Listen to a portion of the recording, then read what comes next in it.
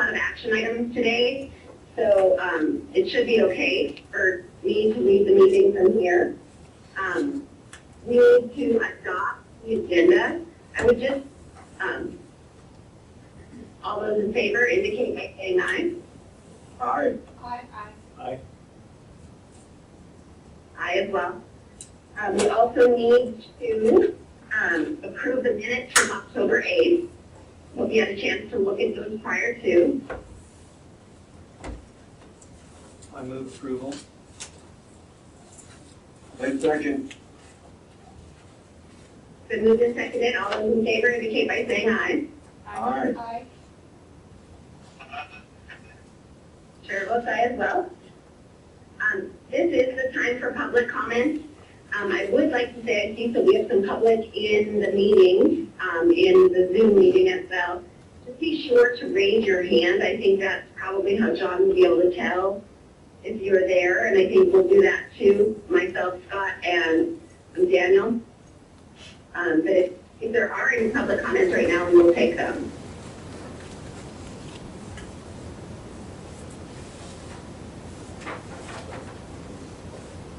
All right, seeing none then, let's go on to the M-Trust enhancement. Tammy.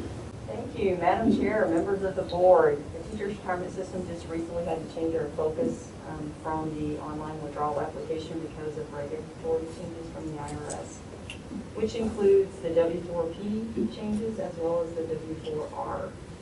W4P changes, if any of you have changed your tax withholding for employment using a W4 since 2019, you can kind of relate to the changes that are flowing over into the W4P, meaning that they're looking more for total income instead of basing it on marital status and number of allowances.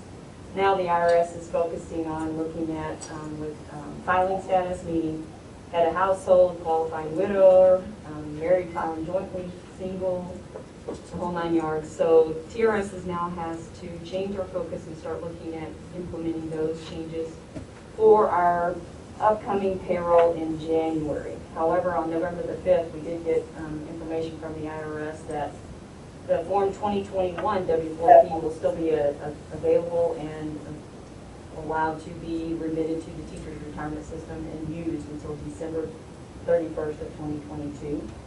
But by January 1, 2023, it's the new form, new version.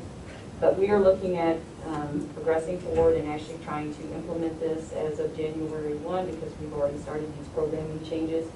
We provided the budget down below for your purposes so that you can see that because of the regulatory changes, our budget is slightly reduced. We only have a remaining $15,000 for development and $166 for project management and test lead type work.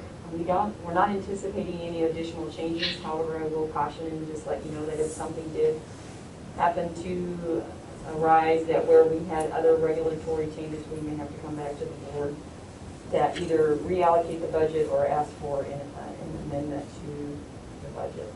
So on the next page, page 14 and 15 are the actual schedules for M-Trust, and I would like to kind of just explain a little bit about the schedule. If no one has any questions, I should pause for a second on the budget for M-Trust. Okay, so on the schedules that are provided in your packet on page 14 and 15, there's 3 topics that we're looking at, of course, to implement prior to the end of the fiscal year by June 1st or June 30th, at least 2022. And we have a goal to migrate that first row where it talks about app-lead transition. We're trying to migrate from external contractor for test lead and project management and ultimately get more staff involved. Currently right now the primary focus of training and testing is not only myself but also our project manager test lead, which is Rising Stars. So what we're trying to do here is actually involve now what we call the app leads, which are the supervisors internally. That way they have buy-in on what changes are coming down or need to be made to M-Trust, and also can train and their staff can rely on them for any questions they may have. Right now I'm typically the sole person that they have to come to in order to ask questions for changes. Or maybe also in addition to our test lead and project manager, Monica, for Rising Stars. The second one, the second box there talks about maintenance release. Well, that's just changes for, you know, for any existing modification to existing codes. Like, for instance, we just recently made a change to our PBI. PBI is the firm that we use for death audit search, and they changed their file layout. So that's considered a maintenance change. And then also just like correction of errors. If we find something that's wrong, that you process that benefits something incorrectly, you need to make a change, that's considered a maintenance release. And we're trying to do 2 maintenance releases a year, so every 6 months.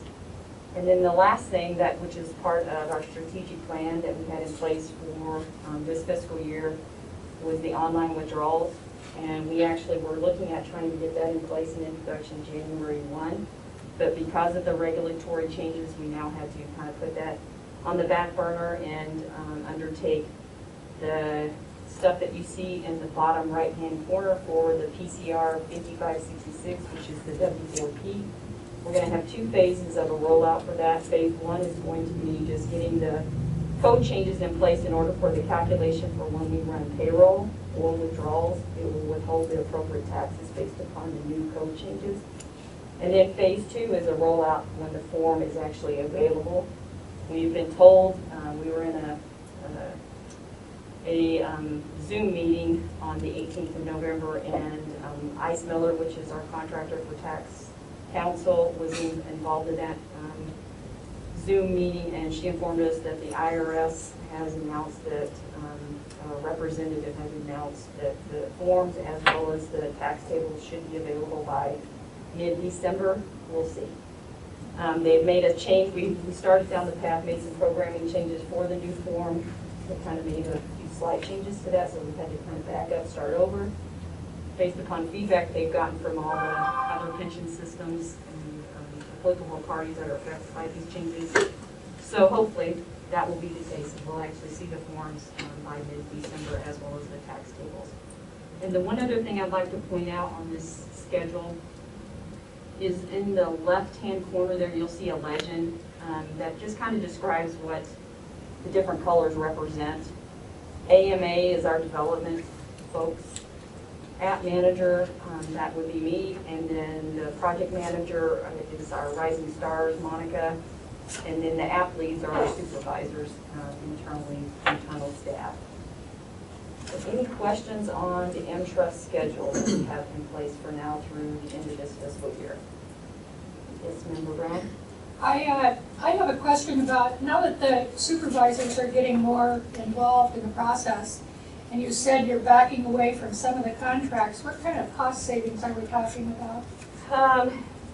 Well, we spent, if you look back on the previous page, where it shows PM tests, that is what we're currently spending for our project manager and test lead. $120,000 for the fiscal year. So ultimately, that would be the savings.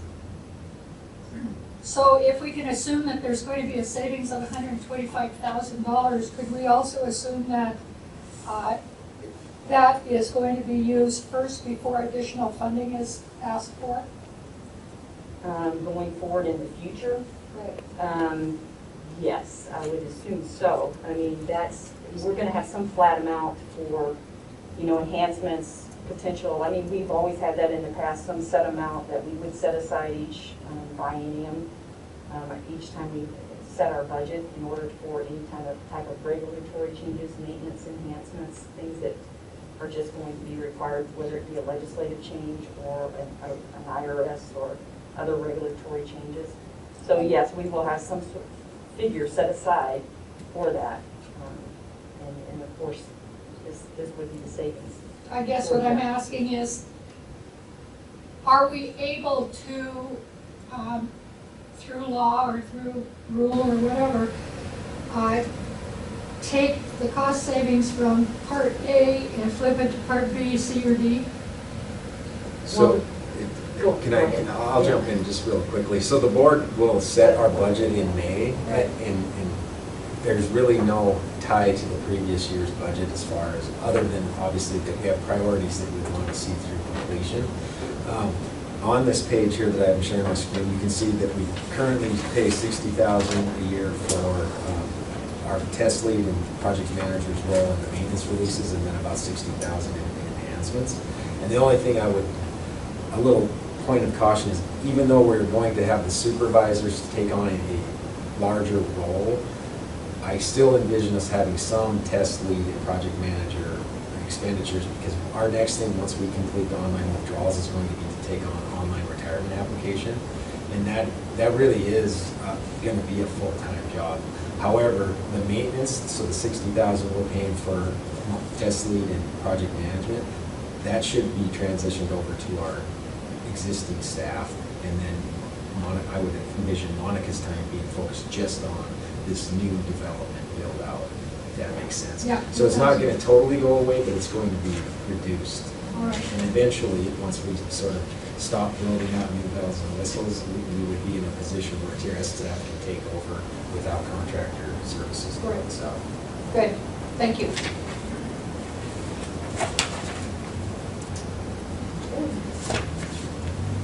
If there's no further questions, I'll give it back to Madam Chair. Tammy, thank you. That's interesting that we have to do something, I have to add to that, but I appreciate all your hard work on this. We haven't seen you in a while, I've missed you. Yeah, thank you. This is the time for any public comment, if anyone has any comments about the M-Trust enhancements.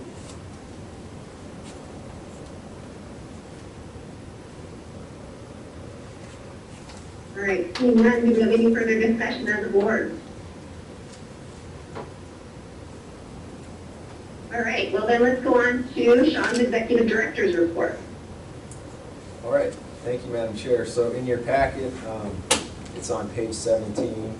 And I guess I'll just ask real quickly of the board members that are on Zoom, would you rather look at the board meeting itself or have me share my screen with the document?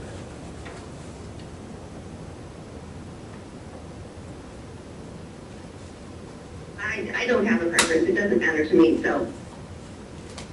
From my perspective, I've got another screen with the board action on it, so I'm good on that end. Okay. Dan, how about you, Daniel?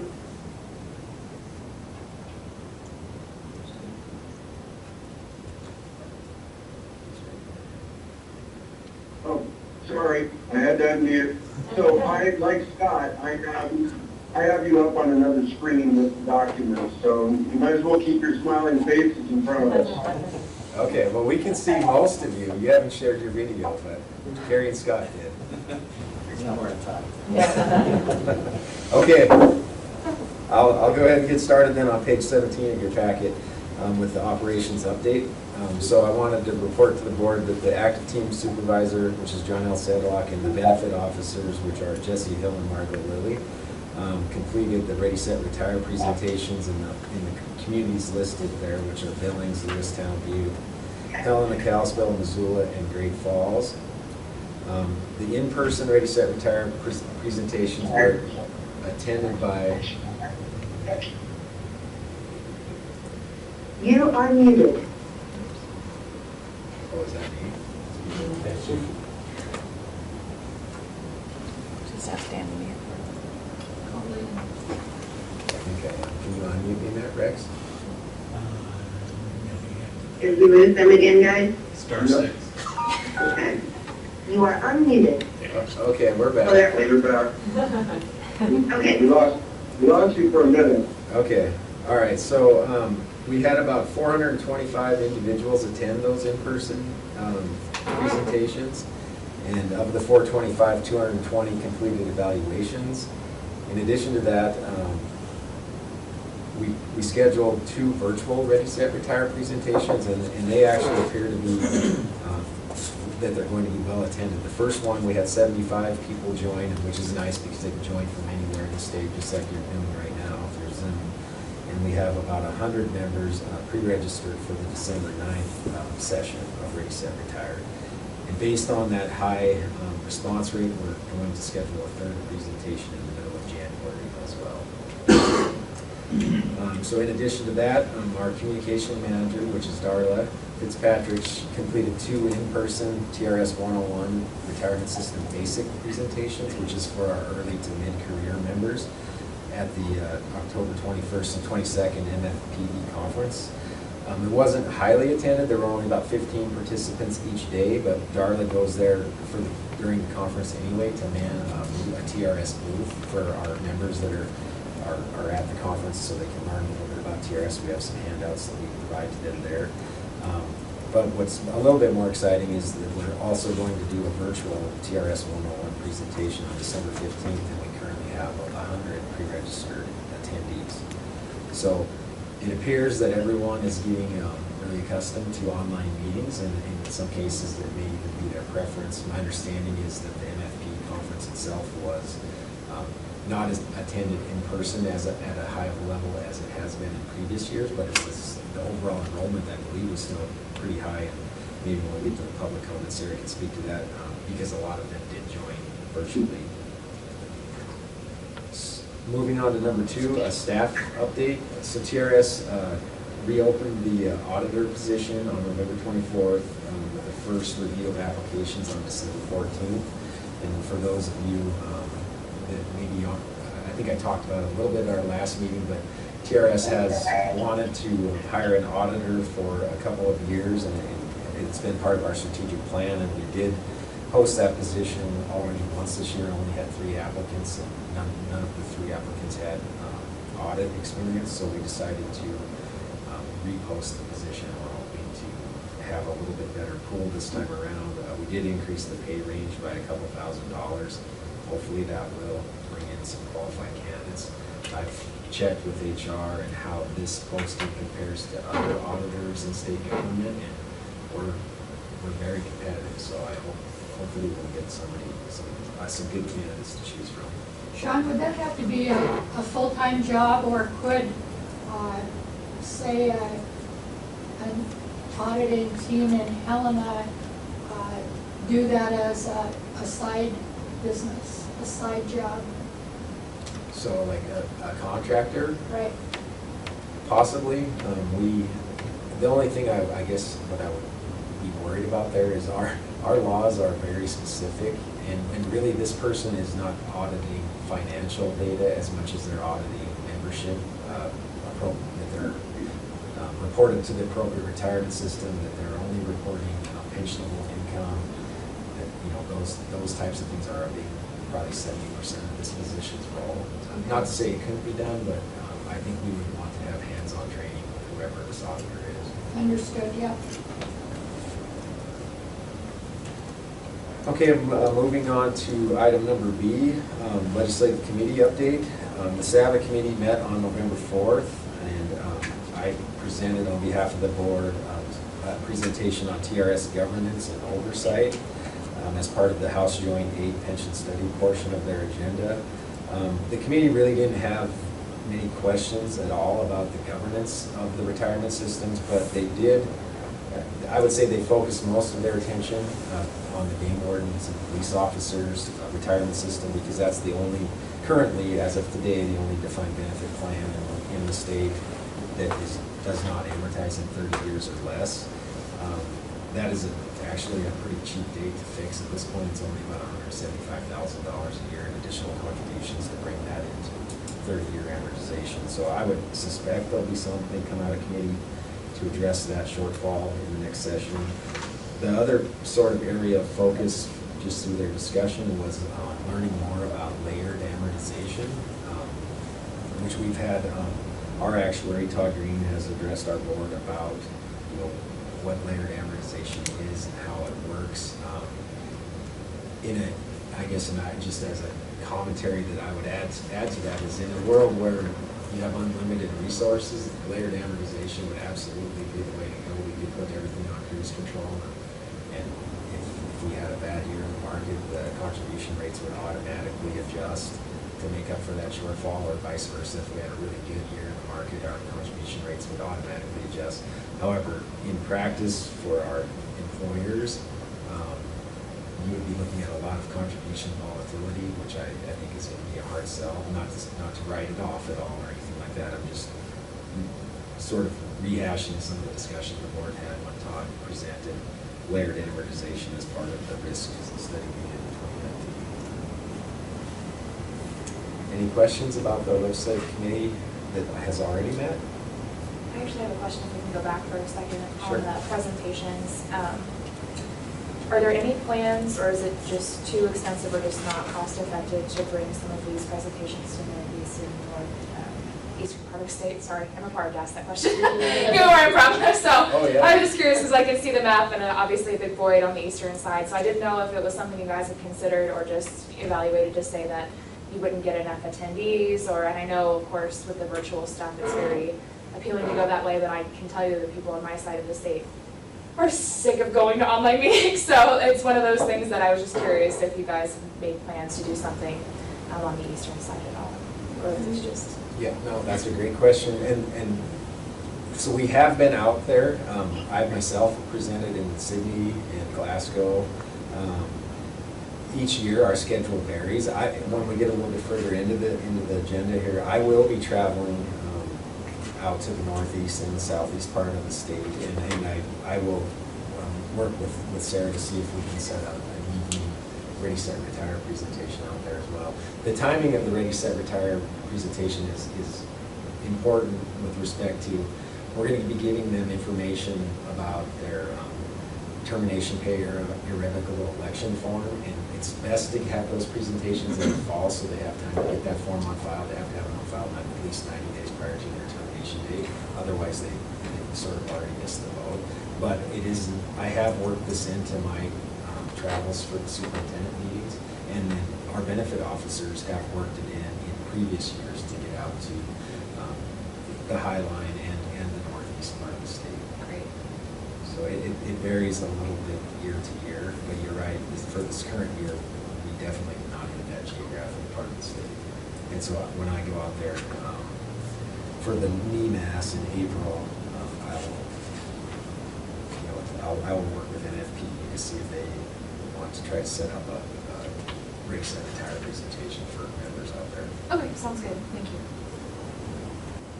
Sean, I would like to just comment quickly too. I attended the one in Kalispell, and I've attended one before, but I wasn't considering retiring, obviously, 12 years ago or something. But Jessie was phenomenal. Number one, super professional.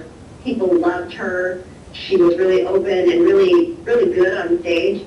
And Darla's presentation added so much to it. And I got a ton of feedback just because people know I'm, have something to do with the board. People loved it. So I just wanted to give a shout out to everybody who has a part of that. It's really gotten, wow, it's a great presentation. Well, that's great to hear. And the evaluations that we received from those folks that turned them in reflect that same sort of sentiment. They're, for the most part, really grateful and say that the presentations are very informative. So thanks for that, Carrie. Okay, so then moving on to the top of page 18, the SAVA and the LFC, the Legislative Finance Committee, are scheduled to meet jointly on December 16th, and I will be presenting the results of our July 1, 2021 actuarial evaluation to them, which is kind of nice, and most of the time I present to those committees separately, so it's sort of nice to be able to do it all at once. And with the House Joint Aid study going on at the same time, I think it makes sense for the Legislative Finance Committee to meet jointly with SAVA. So I'm expecting that meeting to go well. Obviously, the results we just adopted at our last meeting were very good for TRS, and things are trending in the right direction. So I don't anticipate any problems with that meeting, but I will be there either way. Next is the Board of Investment update. I'm sorry. I had to think of all of this. I was just at the Board of Investments yesterday, and I did, because there's another thing further on that I have to do. I did present the results of our evaluation to the Board of Investments at their meeting yesterday. There were a lot of questions about the normal cost, coming down, about payroll and contributions are going up, and of course, obviously that means there's more to pay down the unfunded liability of the system, so they definitely took note of that and asked questions about it. I presented some information in addition to just the results of evaluation about the upcoming experience study, where we'll be reviewing the economic and demographic assumptions. And then I also thank the board for their efforts that they've undertaken in the last several years to reduce their fees, which they have done, made some headway in that area. Any questions on the Board of Investments update? As far as I know, as of today still, the governor has not yet appointed a TRS member to the board. I was in contact with the Lieutenant Governor 2 weeks ago, and she said they would make it a priority, so I suspect that will happen soon.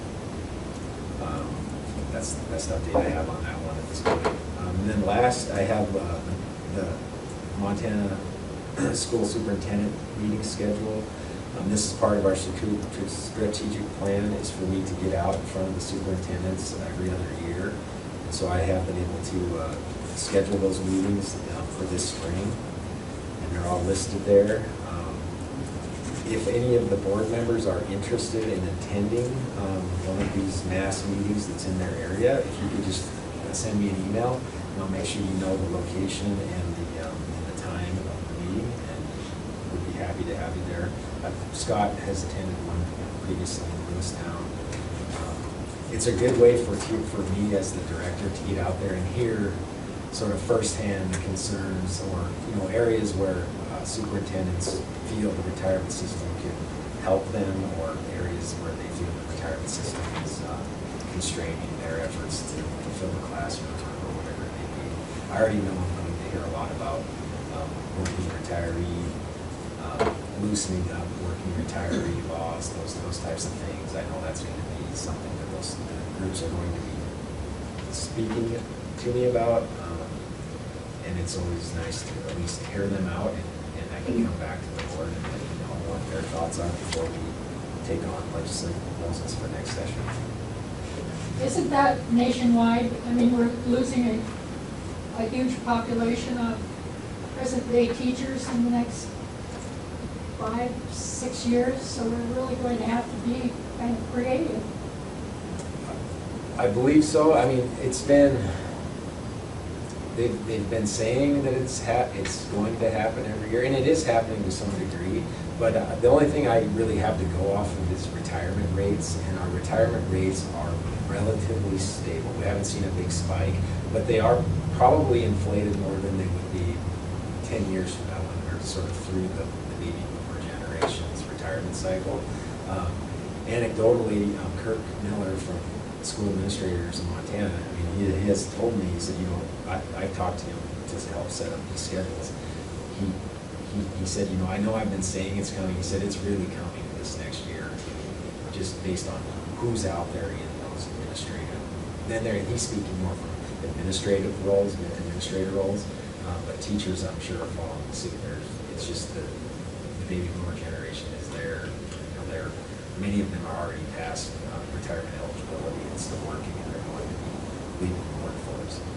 Well, don't you think a lot of that has to do with, the cost of living, the cost of health insurance? I mean, it's a whole ball of wax that people are teaching longer. Oh, absolutely. Yep. Yes. So, Madam Chair, I think that concludes my executive director's report, and like I said, I would just remind the board, if you're interested in attending one of the mass meetings that's in your geographical area, just let me know and I'll make sure you get the information. Sean, I will definitely attend the March 2nd meeting. Okay. Is there any further discussion among board members about Sean's report, the executive director report? All right. Not a comment, but Sean, I would try to get to the 8th as well, assuming I don't have a conflict. Okay. And depending on where the Northeast one is, I would be interested. Okay, great. And if I'm in state during the March 2nd meeting, I'll attend the Calisto meeting too. I'm hoping to be in sunshine, but And depending on the northeast, when they look at it, I could go to the one in Havre and/or, I guess, either one, depending on which one's closer. Okay, I'll let you Havre's- know. They usually have it in Glasgow, so I'll let you know. I'll take it.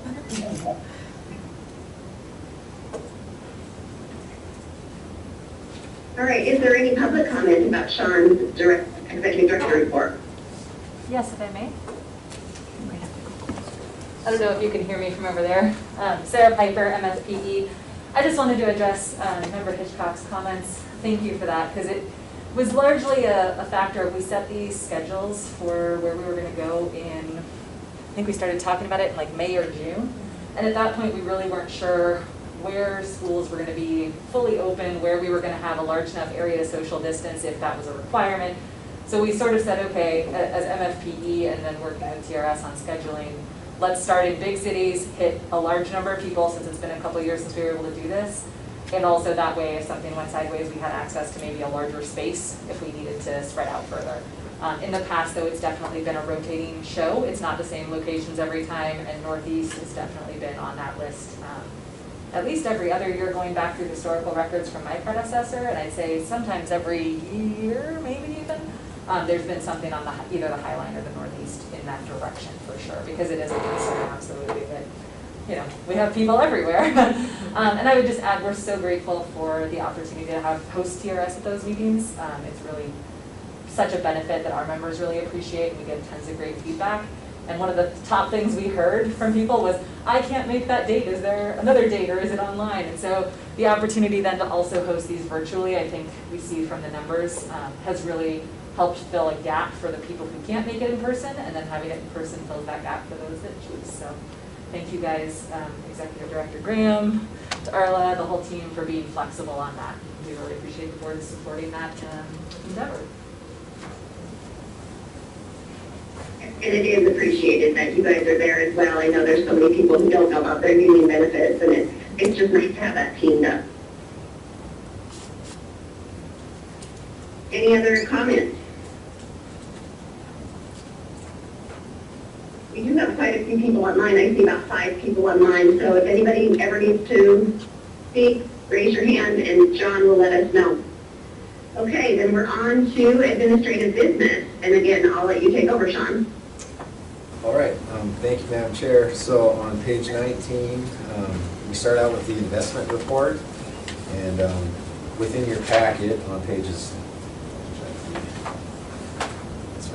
20 and 21 is the investment report that I had already previously shared with you electronically, but this is through the end of October. TRS posted a 2.9% return for the month of October, which brings our fiscal year to date return up to 4.17, which is great this far into the fiscal year, depending on what happens. Who knows what's going to happen between now and June 30th, but at least we are on the right track. Another thing I would just point out on the report is the longest measurable plan return is 8.23%, and that goes back to July 1 of 1994, which is the point I would make there is that it is still higher than our assumed rate of 7.50%. Madam Chair, other than the update I provided from the meeting yesterday as far as some of the questions they had, that's really all I have on the Board of Investments report. It'll be nice when we have a member sitting on that board so they can give us a little bit more detail. I agree 100%. Hopefully that happens sooner rather than later. Okay, then Nolan, are you ready?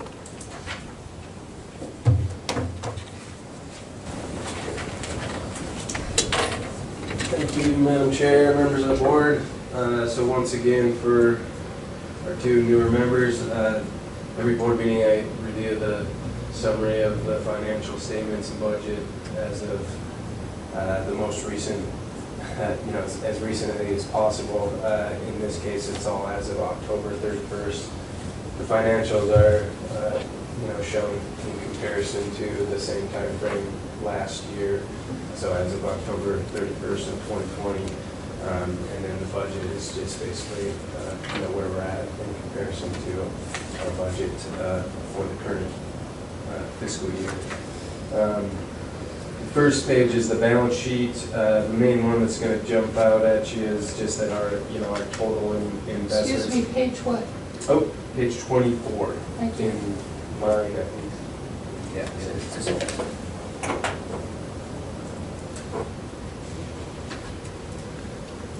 So on page 24 there, this is the balance sheet as of October 31st of 2021 in comparison to the same time frame in 2020.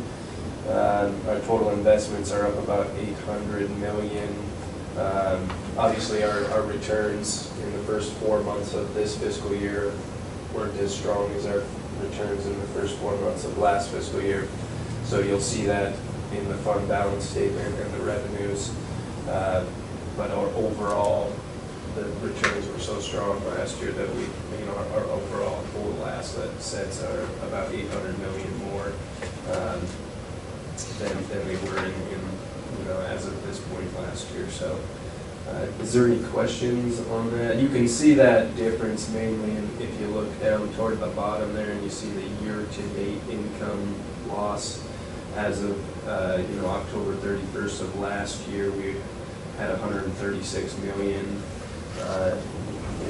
in the black, and then I guess in this year it's about 12 million, so just a little bit in the red. So that's shown on page 25 in the fund balance statement. You can see that our total revenues are about $150 million less this year than they were last year. And then obviously our expenses, the main one is always going to be our benefit payments, which do go up every year. In this case, they're up about 5 million compared to last year. And then our withdrawals, because of the project that we took on, I guess at the kind of beginning of last calendar year, where we tried to get the word out to all of our dormant members that have not contributed to the system in the last 7 years, that they can withdraw their funds, and it's probably in their best interest to withdraw their funds if they're not vested. That has increased our withdrawals pretty significantly in the last calendar year. So you'll see that for the fiscal year 2021, because there was about 6 months of it in that fiscal year, and then obviously in the first 6 months of this fiscal year 2022, you'll see that also an increase in withdrawals. And so that's, all that information kind of brings us to our total expenses being just a little bit more than our total revenue for the year, but our fund balance is much more, as of this year, or as of October 31st of this year than it was last year. So the last page is always just the investment revenue by source, and you can see the main driver of our investment revenue is the appreciation of our assets, and how Board of Investments books those entries. And last year we had about 200 million in appreciation of our investments, and this year it's down to 23 million, which is still positive, which is good. It's just not as lucrative. And then the last part there is just our admin expenses, pretty similar to last year in most categories. The main reduction is that our amortization expense is down, and that had to do with that we fully amortized the phase 2 of our M-Trust project in the last fiscal year, and so those amortization expenses are less. Any questions on any of the financial? I guess since I read from left to right, I wonder if this is you guys that count pennies, do you always do everything from right to left? Yeah, this is just how it's always been presented. I'm fully open to changing it. I like to see where it's going, and I have to look backwards and subtract rather than read from left to right. And Sure. I don't know, it's just me, but thank you. Yeah, we can certainly consider changing that if anyone else has any comments on that, but this is how it has always been presented to the board, and I guess I never really thought about it. I just have always read from left to right, so going backwards and trying to do this is dyslexic to me. Sure. Anyway, I want to talk about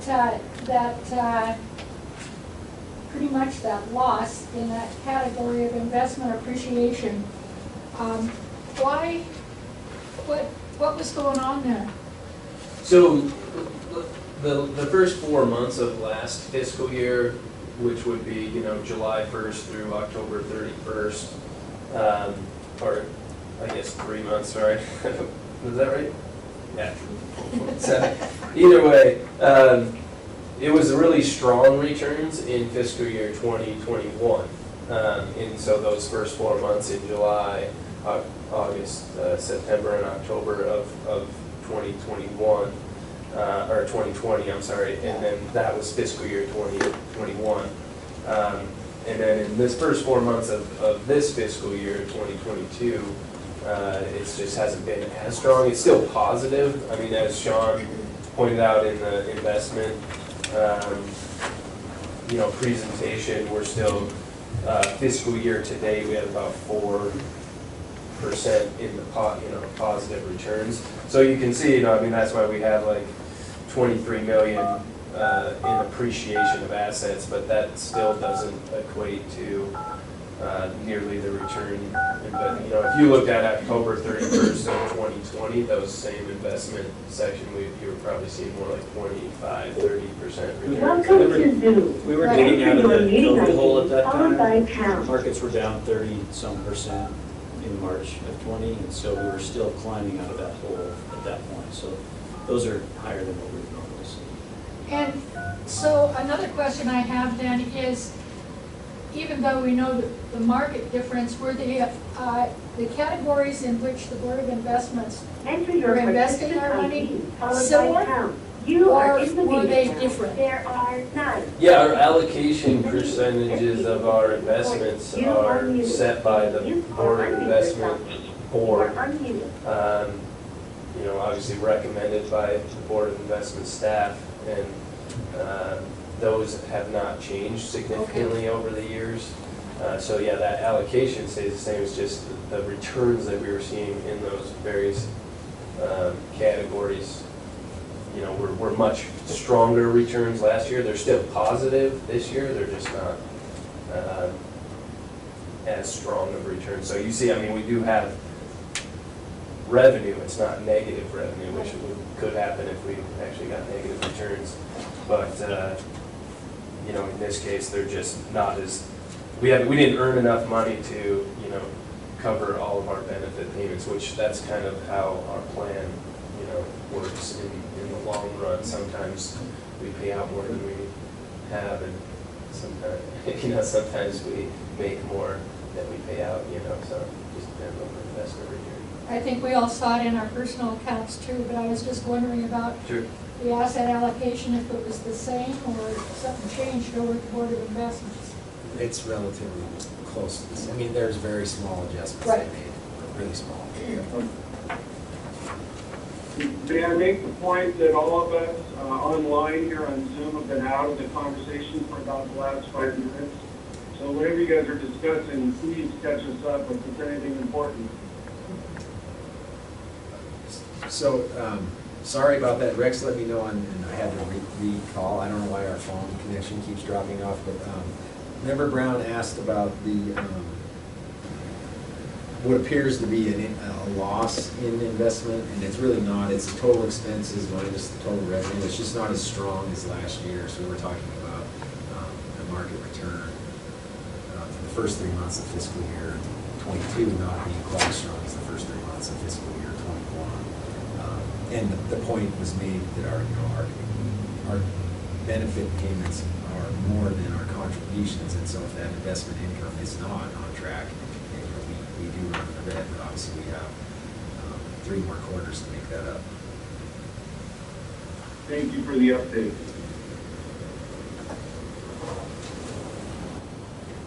All right. Is there any other questions about the financials? Otherwise, I'll move on to the. No, and I just have a quick one. I think I know the answer, and I should know the answer, but dividends and interest show up under that securities gains and losses. Is that where those would fit? Because they wouldn't show up under appreciation, depreciation. Yeah, I believe those, are the dividend payments as well as the, I guess would be the coupon payments of the bonds that we own and, those. And then Or if they're selling. realized gains Realized. end up in their dividends and interest, and then the unrealized end up in Is there- below. Exactly. That's the way I understand it, and if you want more specifics on that, I think we would need to, have that discussion with Board of Investments, because they make those entries, on our behalf. We should probably have a member on board. That's.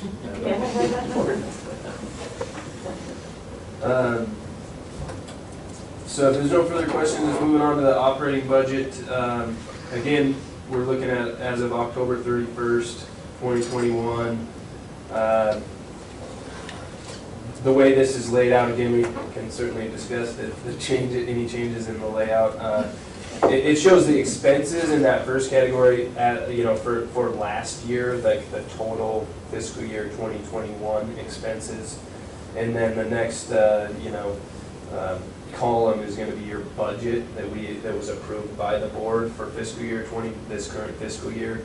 And then your expenditures to date, and then the percent, and which really isn't super important, but the total projection that is the projection, based on what we spent so far this year and what we know we have a lot of fixed expenses, and that total projected is, should give us a very good idea of where we'll be at the end of the year, and then of course what kind of budget surplus or deficit in each of these categories, or just overall mainly.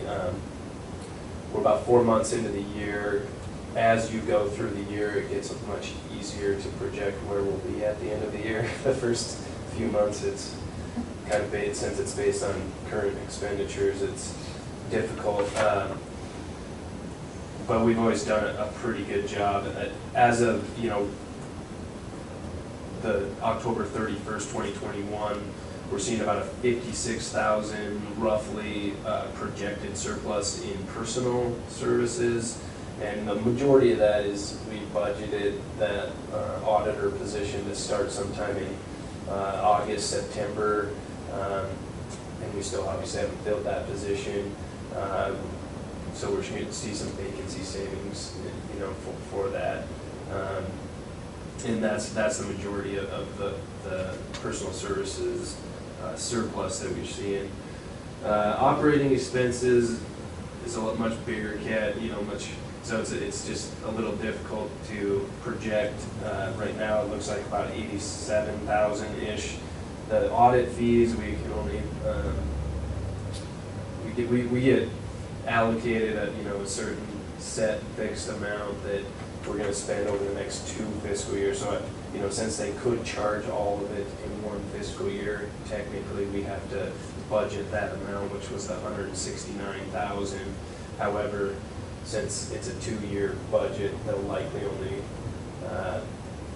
charge us roughly half of that. So about 84,000 of this budget surplus, the 128, about 84,000 of that is going to be, because of those audit fees. So I would kind of, don't pay a lot of attention to that. We're probably looking more at like $100,000 to $150,000 surplus.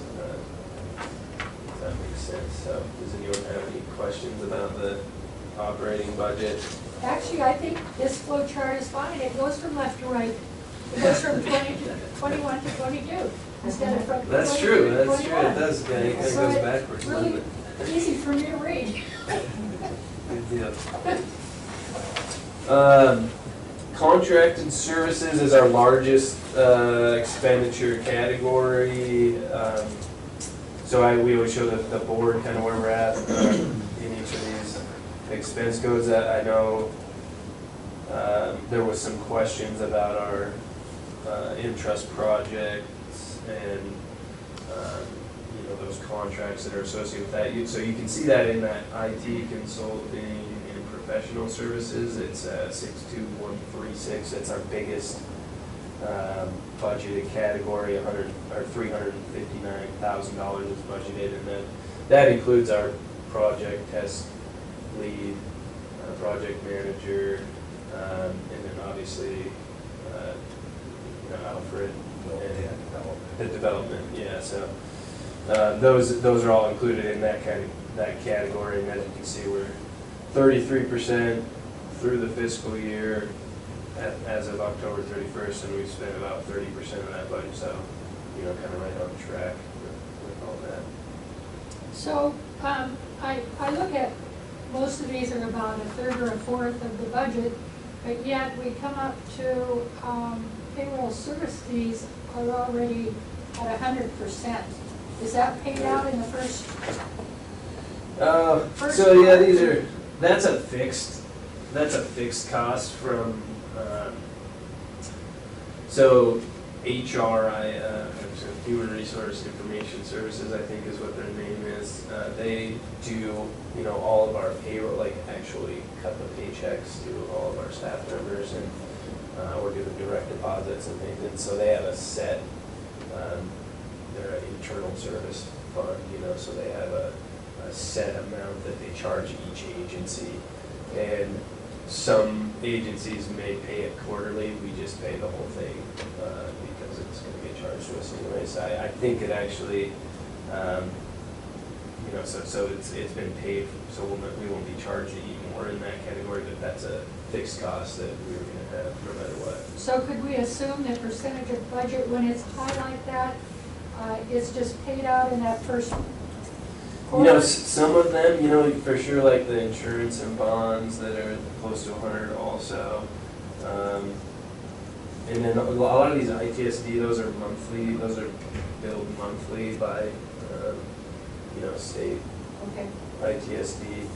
And it's based on usage of, all of our computer systems and our statewide computer systems.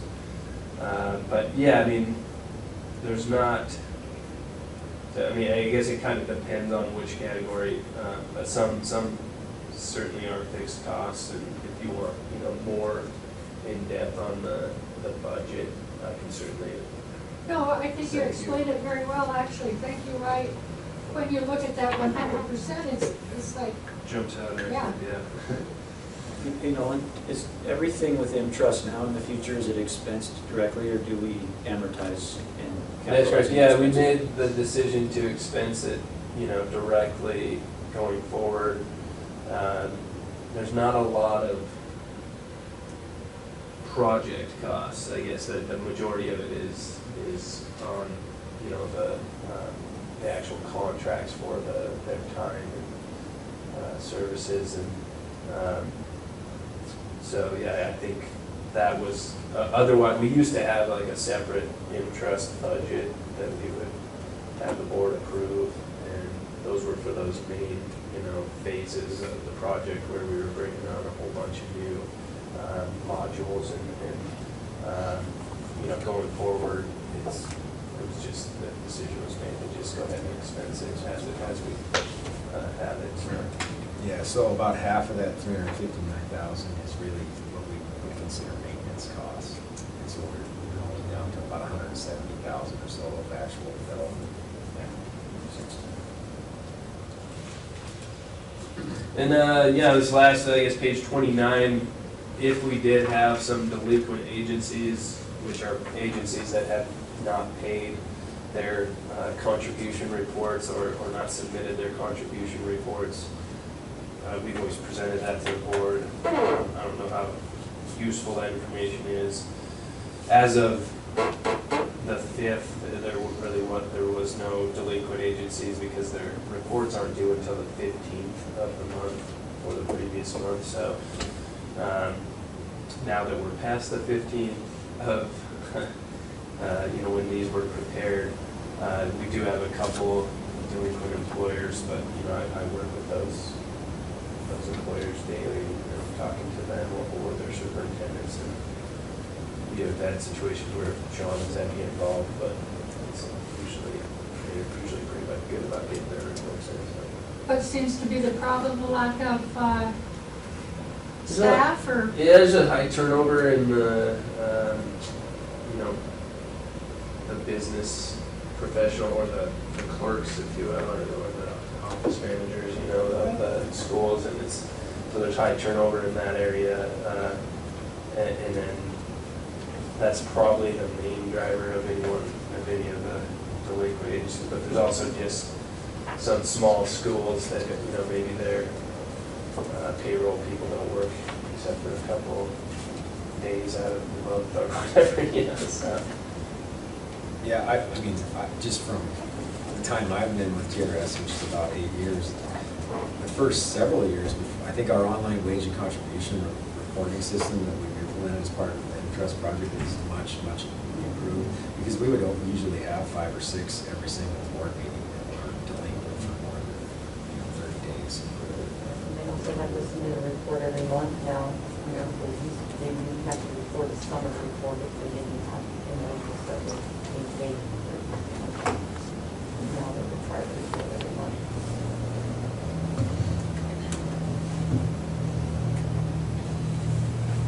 I have nothing further, Madam Chair. Unless we need All right. Any questions? Thank you, Nolan. Thank you. It is Scott, and Scott, thank you for giving all a little heads up on your presentation, but let's let you go with that.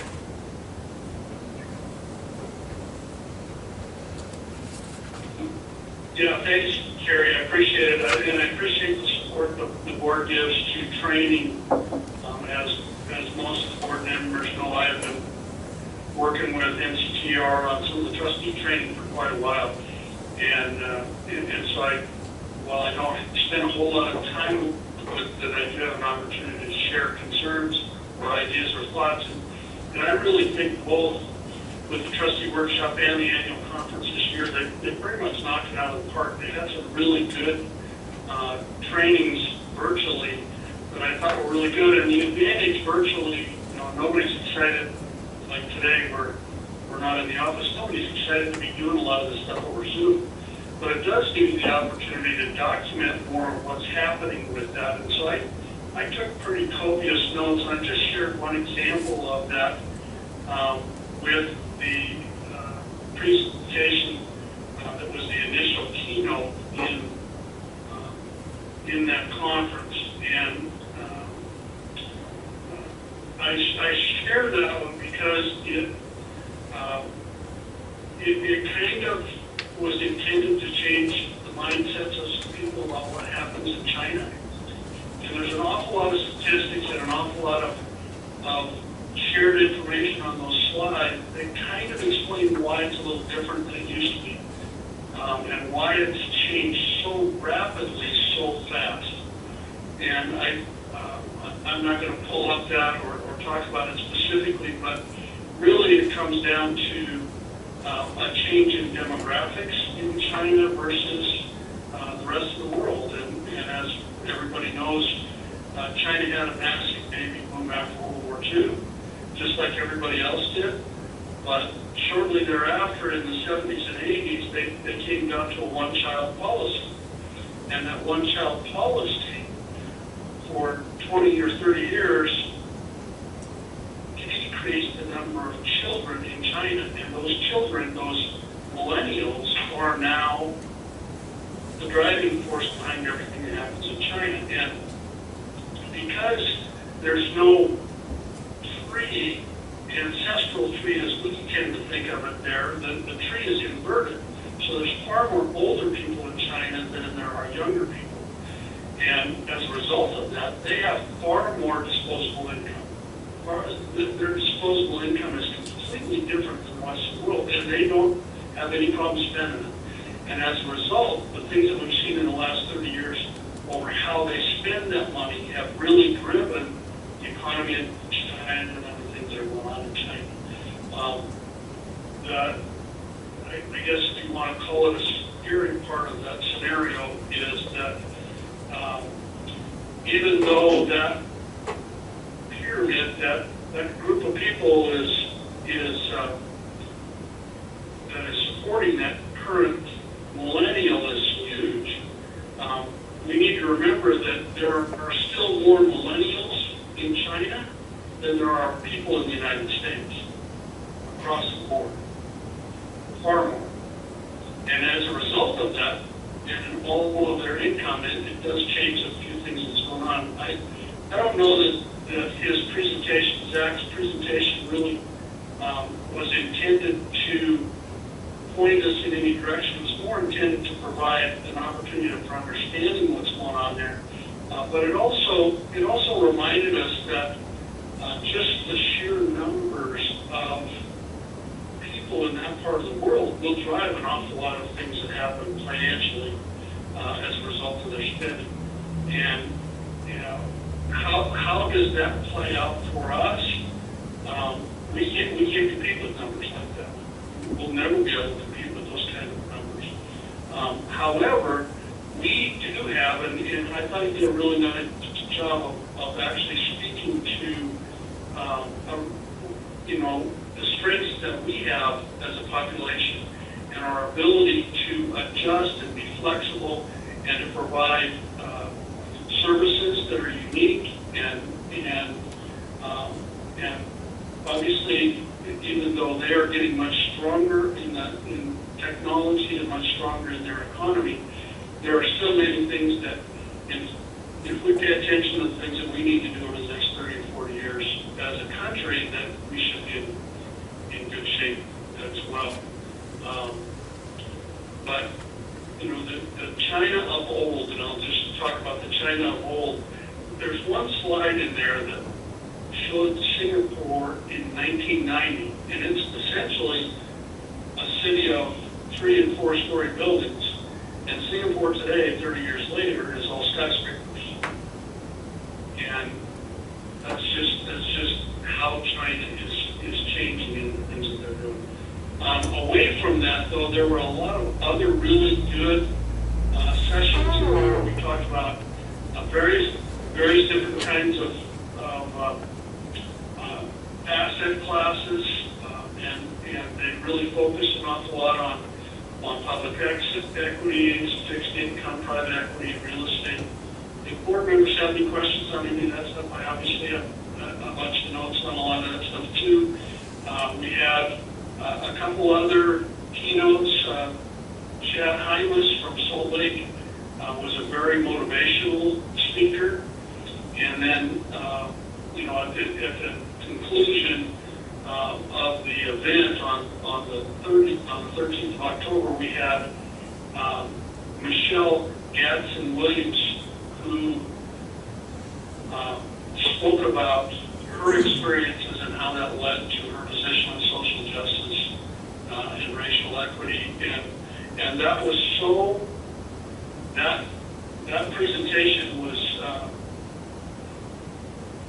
very timely considering where we're at in the world and the things that are going on with those topics. So just some real good stuff for that. And then, of course, we finished off on the last day with a business meeting and took care of the things that we need to take care of in terms of our policies and resolutions and all that stuff. But I'd be willing to answer questions here if board members want to send me a text or an email and say, hey, you know what, tell me what happened here. I'd be more than willing to get back to them.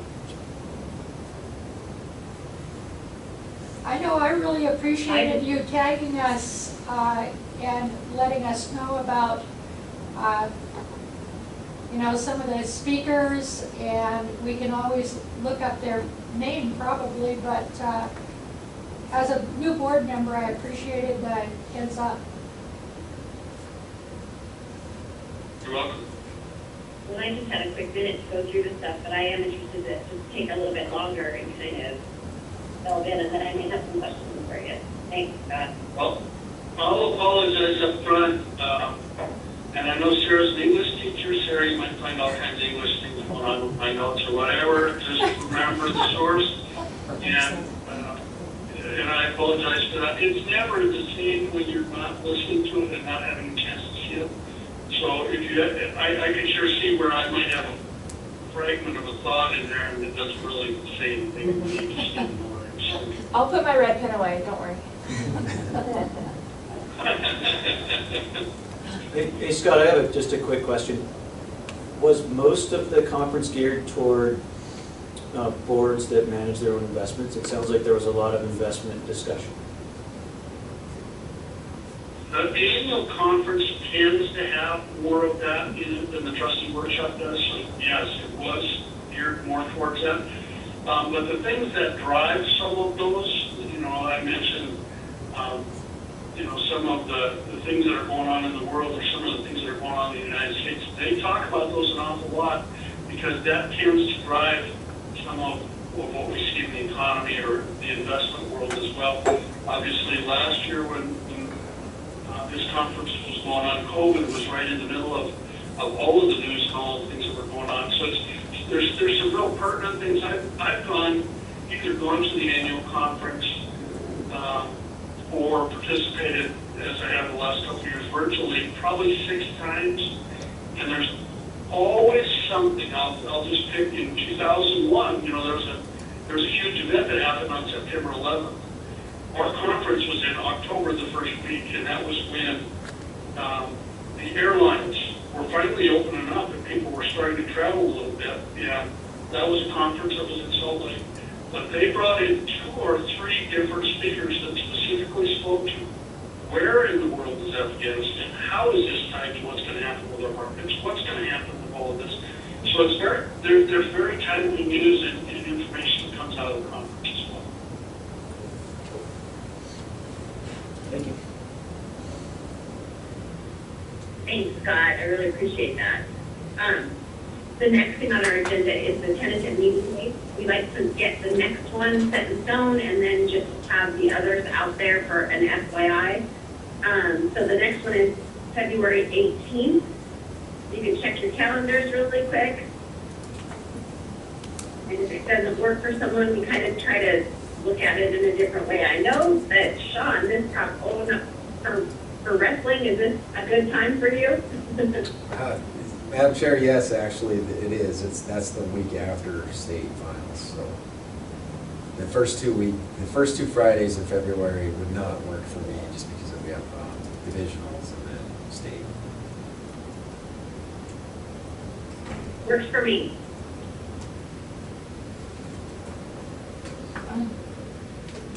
I believe it should be fine with me. My plan is to be in Mexico until the 16th, but assuming they let me out, I'll be there on the 18th. They might want to keep you. You might want to stay. Yeah.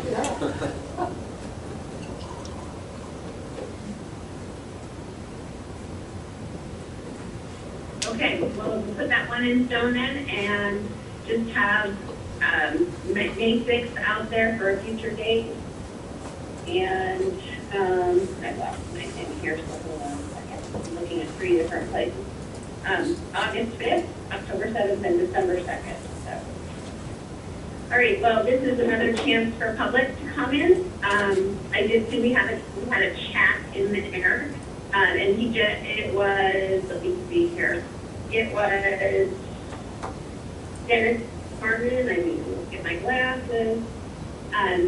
And he was just saying he had to be in. He was thanking us all for his being great all soon. He was leaving our meeting and he wanted to thank us all for our service. So is there anybody else from the public who would like to comment on our administrative business?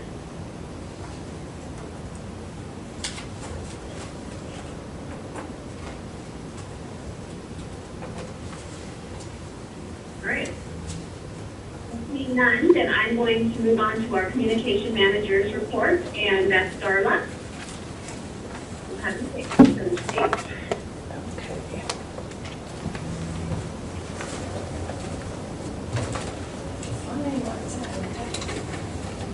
It should be on page 31. Okay.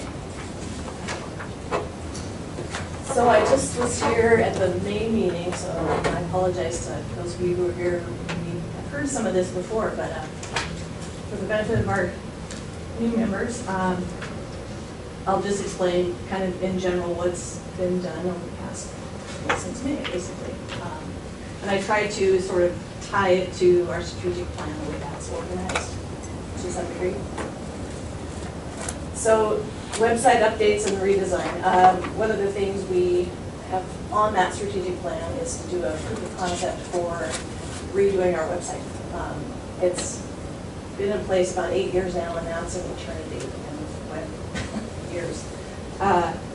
It's not designed right now for looking at it on a small screen. It doesn't adjust automatically. It's called responsive web design. So John Noble and I have already started meeting on that. So that's just something that's going to be on the horizon. It's going to be yet another thing that we do to not only keep ourselves current and somewhat modern as much as we can, but it just works better for our members, and especially as we're developing online forms, so the online beneficiary designation, which exists already, but is not really conducive to doing it on a small screen. But we've got, of course, the online withdrawal application that's nearly ready to be rolled out. And then, most importantly, the online retirement application. That's going to be way better for people to be able to do that online. And we'll talk about the survey here coming up, but that is something that members really want. Other communication and outreach, employer outreach activities. This is something that's always kind of a challenge. But we did participate virtually in the annual NASBO conference, both this year and last year. It was done virtually. And Nolan gives what he calls a new clerk training. It's a pretty detailed, long presentation. That it's designed for new clerks. As you mentioned, there's so much turnover there. How to do their reporting, what their responsibilities are to TRS, how to use the system, all kinds of stuff. But because that's so complicated, it's not just new clerks that attend that. He sees some of the same people year after year, which is great. It's just like the ready, set, retired presentations for members. People go to those repeatedly.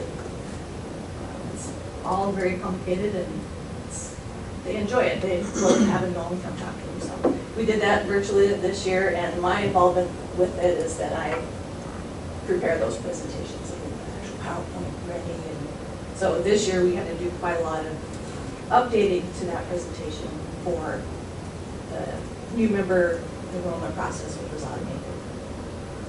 So we've talked about that in previous meetings, but it used to be that there was a lot more burden on the actual clerks and payroll people in the school districts to collect paperwork, collect beneficiary forms, collect the membership signature that didn't end up getting done at all sometimes. So we've changed all that process now, where when the school reports contributions for the first time, we know it, and that triggers us to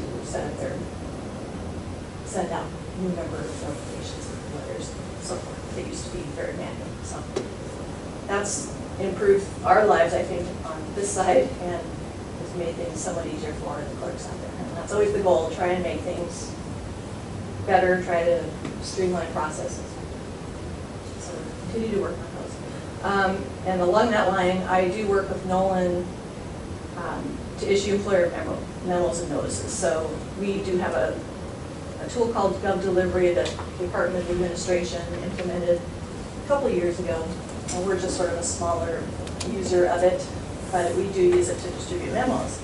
And as a side benefit of doing that, so to back up just a little bit, in M-Trust we have employer contact information, just like who's the payroll person, who's the person that uses the wage and contribution reporting system.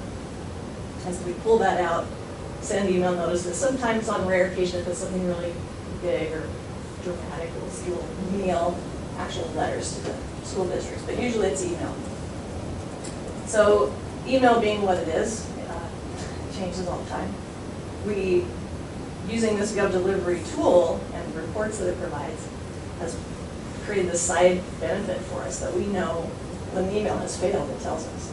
And if an email doesn't get through, it typically means either there's been a staffing change in the school district, or they've changed their email provider, or which happens quite a lot. So that's just sort of that's helped us figure out more proactively whether there's been a staffing change, which we sometimes don't know until no one said there's, contributions haven't been reported. And they were trying to call.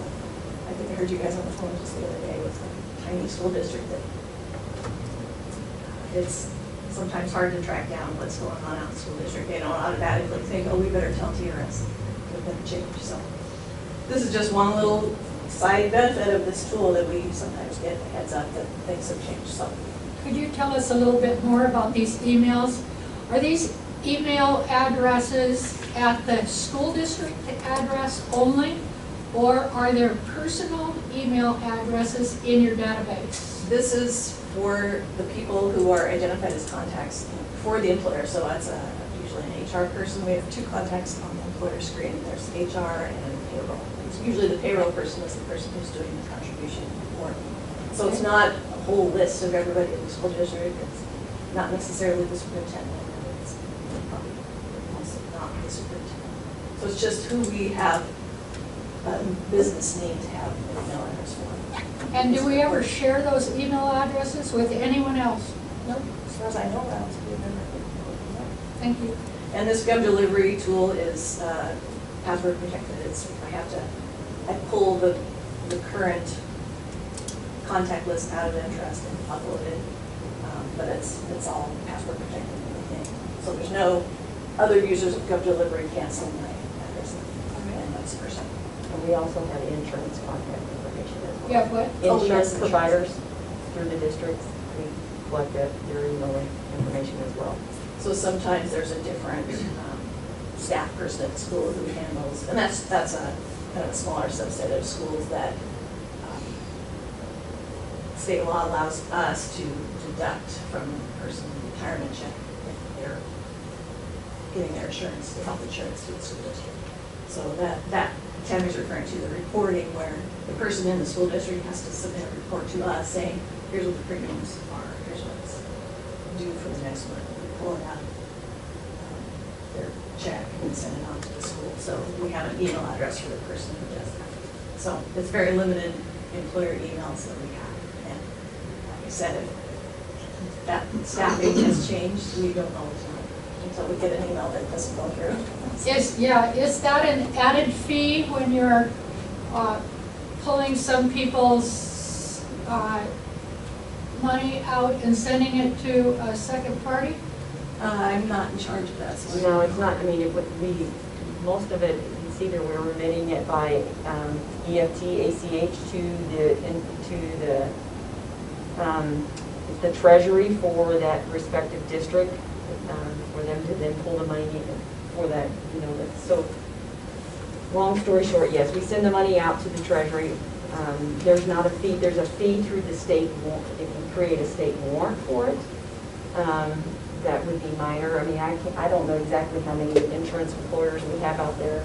You don't recall that number by chance? I don't, I believe it's around half or so. And it's something that's in the statute that the legislature set up as it's a courtesy to our members and a sort of a convenience to our employers. So if they remain on the employer's insurance post-retirement for some length of time, they can sign up to have us withhold their premiums from their retirement benefit and remit it directly to the employer. And I think the biggest cost associated with that for us is that we maintain through Intrust, we have an online insurance reporting system that they can actually, they provide the information out there. We use that to then deduct the benefits or the premiums from the person's respective retirement checks. there's no fee. Yeah, and it's not anything we manage. I mean, if they need to make changes to the premium, they have to talk to their employer. We're just simply, as Darla mentioned, we're doing it as a service to our benefit recipients. And we only remit to the employers. We do not remit directly to the insurance companies. That's the question, okay. Yeah. Thank you. Okay. Okay, so the other thing I had listed under the employer category here is that we are currently, as you know, you've heard, we are working on the online withdrawal application. But the paper withdrawal, well, any of the withdrawals, if the person has been recently employed, which in our system means they have an active status, then we have to go to the employer and have them certify that that person is actually terminated employment. can't just pull your money out of TRS unless you terminated employment officially. So one of the enhancements being done is to M-Trust, instead of having the person have to take a piece of paper to their employer and maybe they left employment there 6 months ago, so they go back to the school and would you, or no one has to mail the form, or somehow they have to get a signature from the employer. So this process will actually tie that into the employer wage contribution reporting system so that they get some sort of flag in that system that so-and-so has applied for withdrawal with TRS. Can you confirm if they actually terminated? So, and I just mentioned this on my report because I was involved in thinking about the business logic behind that. So it's fun. I get to do all kinds of fun stuff here. Okay, as far as member outreach activities, Sean mentioned the Ready, Set, Retire, and again, in my role, I do keep those presentations up to date and work with the benefit officers to revise this one every year with Sean and Tammy. And then in 2018, I had been in the job about a year, and it was clear to me that we needed a more introductory presentation. So with the board's support, I created a TRS 101 presentation, we call it, which I thought every teacher will immediately get. That's different from Ready, Set, Retire. So in the past, and still today to some degree, we have a lot of members that attend that Ready, Set, Retire presentation. But when they're early in their careers, it is just a fire hose of information. So it just seemed very obvious to me that we needed to begin with one. So I developed that in 2018, and then as you saw, we also just recently developed a little short video that's in animated form. So those are two fun things I got to do. And I do still give that retirement system basics presentation a few times a year. And I've got one Sean mentioned, there's one coming up on the 15th, a virtual session. So that'll be fun. We already talked about the Ready, Set, Retire presentations that we worked with Sarah at MFPE and traveled around. And as she mentioned, the selection of cities this year was just because we decided we hadn't been out there on the road in a couple of years, and we better get the large population centers. So, along with that process this year, for the first time, TRS is now the one doing the OPI renewal minutes for those sessions. So it used to be handled by MFPE, but because it's TRS training, it really should be our responsibility to do that. So I took that on, got the approval with OPI, and then had to figure out real quickly a way to make it work. So You did it, Joe. Yeah. It's kind of paper-based right now, but we'll think about a way to automate that. So in the future. We did attend the conference, as Sean mentioned. Didn't have a lot of people at our actual sessions, but you can tell that we're making up for that by the number who are signing up for the online ones, the virtual. I talked about the little explainer video, and kind of the PR world, that's the term, explainer video for anything that's sort of general overview. Got that done. That was a lot of fun. I had to learn animation software. Again, I get to do all kinds of neat stuff in this job and learn all kinds of skills that, managing the website, content. I don't manage the back end of it, just the content on the front end, but different kinds of software. I use software that's specialized for publications, the newsletter, that sort of thing. We'll talk more about that in our other meeting, but we do have the newsletter, which is very time consuming to do. It is at the printer right now. It was supposed to have been mailed by yesterday, but there's, like everything else in the world right now, there were delivery delays, and they just got the paper yesterday. So I'll have you take a look at that in a minute, but I'll just go ahead and skip through the rest of this. As far as that newsletter goes, it used to be, from looking at the history of this position, that person was partly hired, from what I can tell from old minutes, for the purpose of doing a newsletter. And I believe it was quarterly in the beginning, and sometimes they were multiple pages. It's very costly to do, and I'll talk about that in a minute. But worth it. It's one of the best ways we have to reach all members, whether they're active or retired. So I think it's a critical thing that we do. It is at the printer right now. I have tried my hardest to keep it to, well, I've always kept it to one sheet of paper, 4 pages. Makes it look nice, use photos, people love photos, you get lots of comments every time you put a staff photo or something in the newsletter. And I do promote digital delivery, but it's not well adopted. And there's a lot of reasons for that. We don't necessarily have member emails. Biggest reason for it. And then quickly, just social media. We do have, all of our videos are stored for free on YouTube. So we just have a channel that's, the information is out there public, but we don't have, there's no ads or anything, except for that animated one, those are music. I have not seen an ad running on that animated video, but supposedly they could stick one in there. Are those small screen acceptable? Mm-hmm. Yeah, YouTube is very adaptable to any screen size, yeah.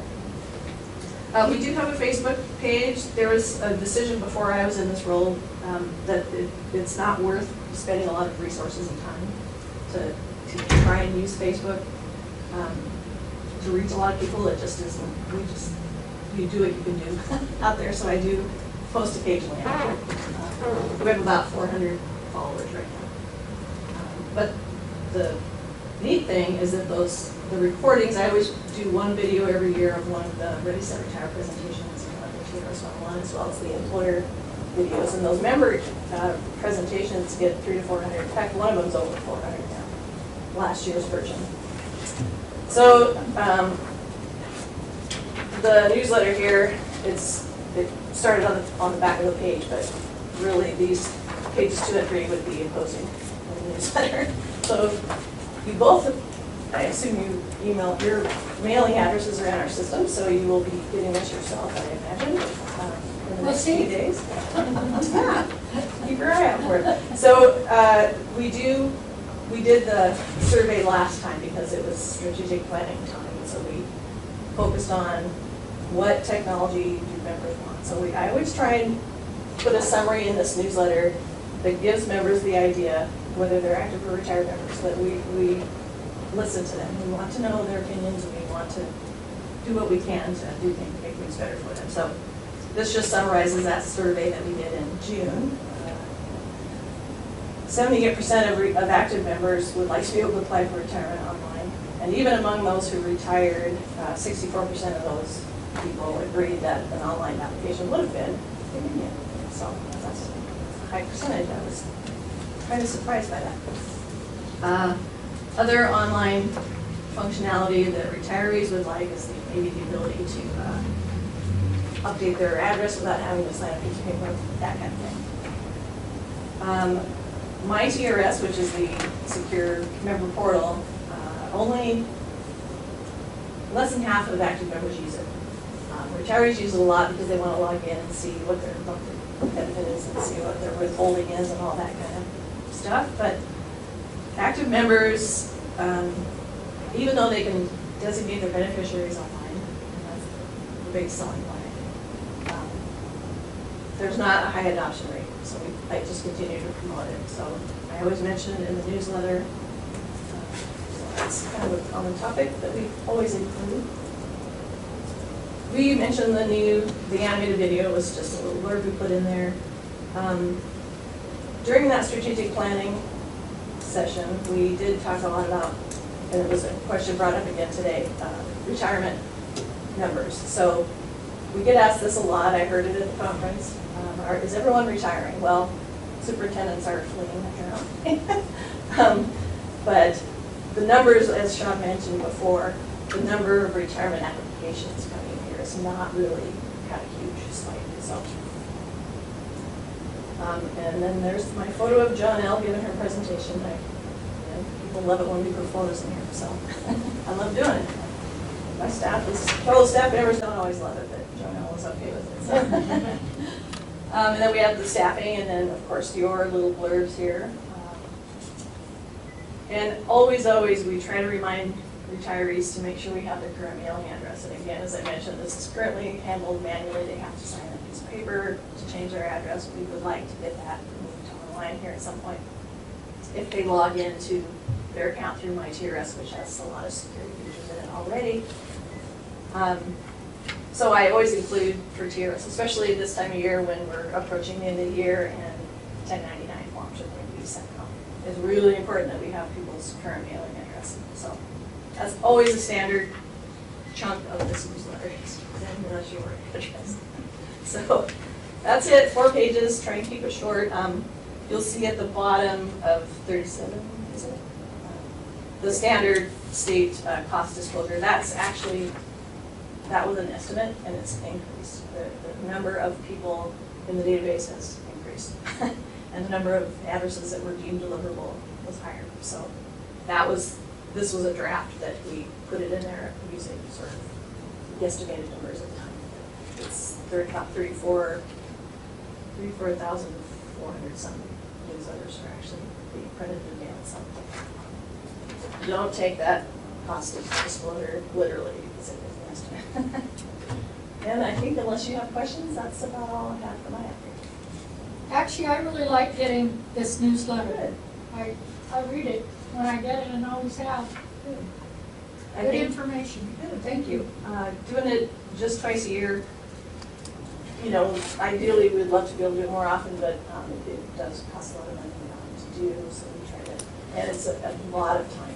Not that I complain, I love doing it, but it takes a good deal of time, especially working, we have to work through state print mail, and they farm it out, so there's no three-way communication that I just spent most of yesterday dealing with. So Government. it is a time-consuming process, so that's, if you're wondering why do you only get 2 a year, that's why. That's good. And $20,000 per, I mean, two years, about right, for the content we have. If we had something really pressing that came up, we certainly could do one off-cycle. Right, absolutely. But yeah, I do believe that paper newsletters, like some people still like a paper. I think it's because we do have more reliable mailing addresses than we have email addresses. It's just a good way to, the best way to contact members. So, thank you. Thank you, Darla. You're always awesome. Is there any public comments about our communication manager report? I would like to offer something. Do I need to get closer? Yeah. Okay. Sarah Piper, MFP. I just wanted to say thank you to Darla and all of the work that the board has been supporting on communication strategies that increase the ability of our members to do things online. That's one of the things that we hear routinely from people, is that they really appreciate being able to take care of these things, especially in remote corners of the state, without having to come physically somewhere or mail something in and then have to go through, you know, a back and forth process. It's been really wonderful for them to be able to do things like check in on my TRS and see some of that information. So on behalf of our membership, we just wanted to express our thanks for that process. Thank you, Sarah. This is pretty much right on time. Let's take a quick 15-minute break. We'll come back at 10:20. We'll call the meeting back to order then. Scott, are you here with us again? Oh, yeah, there he is. MSU's behind him. I love the stadium. Getting us in the mood. Dan, I'm looking out your window. You're kind of looking like I am in the cloudy banana.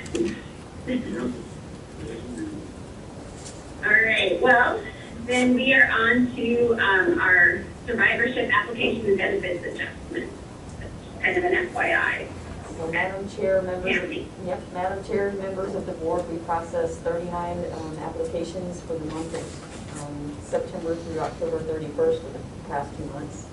It's our slower time of year for processing retirement application packets, and of course during that time frame, staff is out giving presentations throughout the state. So, any questions on information that's provided? So, Madam Chair, the only thing I would point out is, for those of you that are looking at your electronic packet, obviously I did not include the actual report. However, we had printed all 3 of you a printed packet anyway, and so when you're here next time, we'll give you that packet so you can keep it. I know most of you like to keep those for future reference if you need it. Okay, thank you. Yeah, it is different when you're just looking at it online. I always have that in front of me, so. All right, let's move on to then the legal counsel's report for this week. All right, Madam Chair, members of the board, as we discussed last time, primarily for the new board members, I don't do a sort of exhaustive list of the things I've been working on, because just, you know, on their own, typically they're not terribly meaningful. They're part of the, you know, bigger work that goes on around here, so. I do always update on whether we have any contested case matters going on. Right now, we do not. And just as very quick background, Title 19, Chapter 20, Part 12 of our Stat Zone 1920-1201 FSEC are our correction of errors provisions. Those are the provisions in our statutes that primarily speak to how contested cases come about. The first step in them is what we internally call, and in fact is called in our statutes, a final staff determination. So if we're making a determination about the application of our law or you know, determination of the amount of benefits, whatever the case may be, any sort of determination we're making that impacts a member's rights or benefits, based on a sort of a dispute of how those things should go, gets memorialized in what's called a final staff determination, where we outline the issue, the applicable law, and the answer, as far as TRS staff determines that the next step in that process is they can request informal review by the board. If the informal review by the board is concurrent with TRS staff's determination, that's always subject to their right to request a contested case hearing. So the next step in the process after a final staff determination is potentially informal board review. Those will get noticed in the agenda like any other matter for board consideration. I think recently we've issued 2 final staff determinations, so it's possible that at the February board meeting you will see you know, 1 or 2 matters noticed for informal board review, just so you'll sort of have a heads up when, if that happens. I can't say whether it will or it won't, but just so you know. And just internally we proceed from the time that we issue a final staff determination, essentially that the prohibition on ex parte communications applies. I mean, what I've told you at this point is essentially a status update on potential future contested matters, but I'm still not going to tell you what the substance of those potential claims or whatever are. Certainly you will see those laid out in the final staff determination if they come for informal board review. So Denise, tell me about who and when does that contested case hearing happen? I mean, who is there? Are there lawyers besides you, or? Yes, so because I'm the only in-house counsel at TRS, and for due process purposes, so essentially, we'll go over this in greater detail this afternoon. Okay.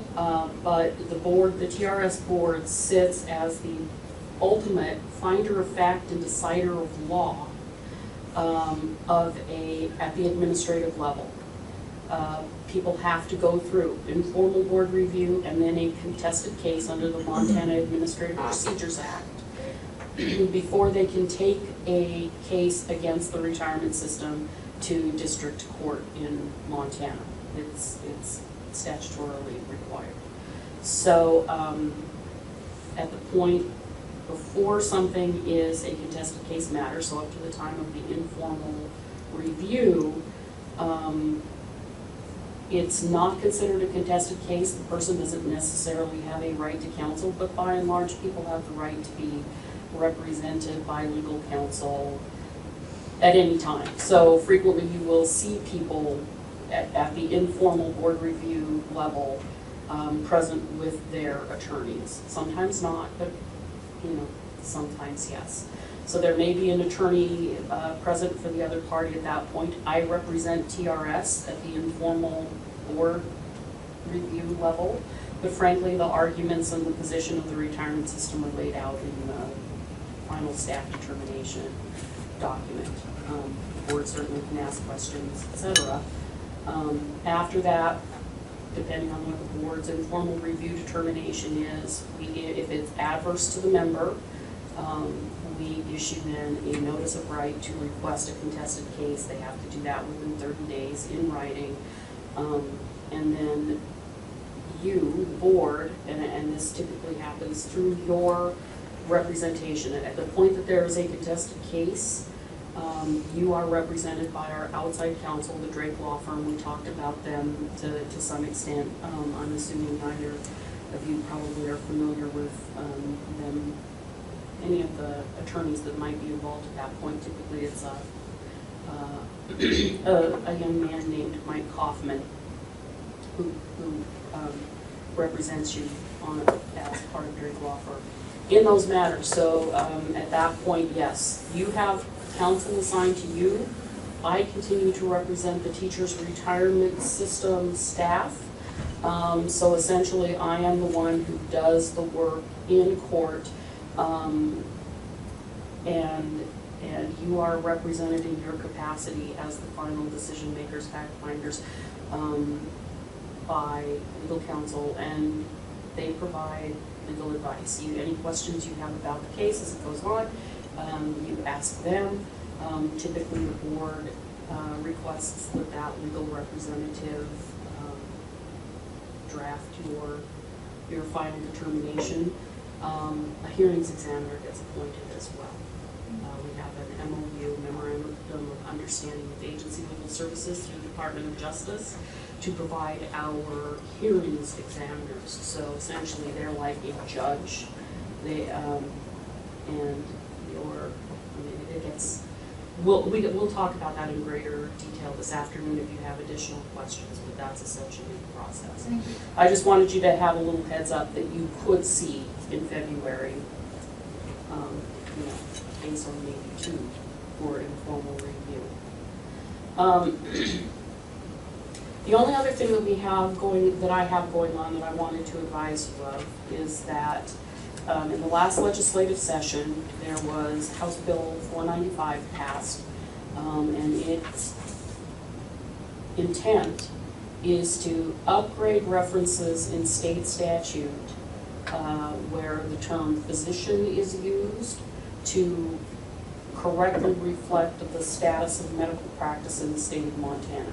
This is the best interpretation now. There's a task force assigned. It's chaired by Colleen White, who is legal counsel at Department of Labor and Industry, which of course licenses, has the licensing boards for all of the medical specialties. And they have generated a whole list of the references in Montana law, the MCA, all titles of the word physician.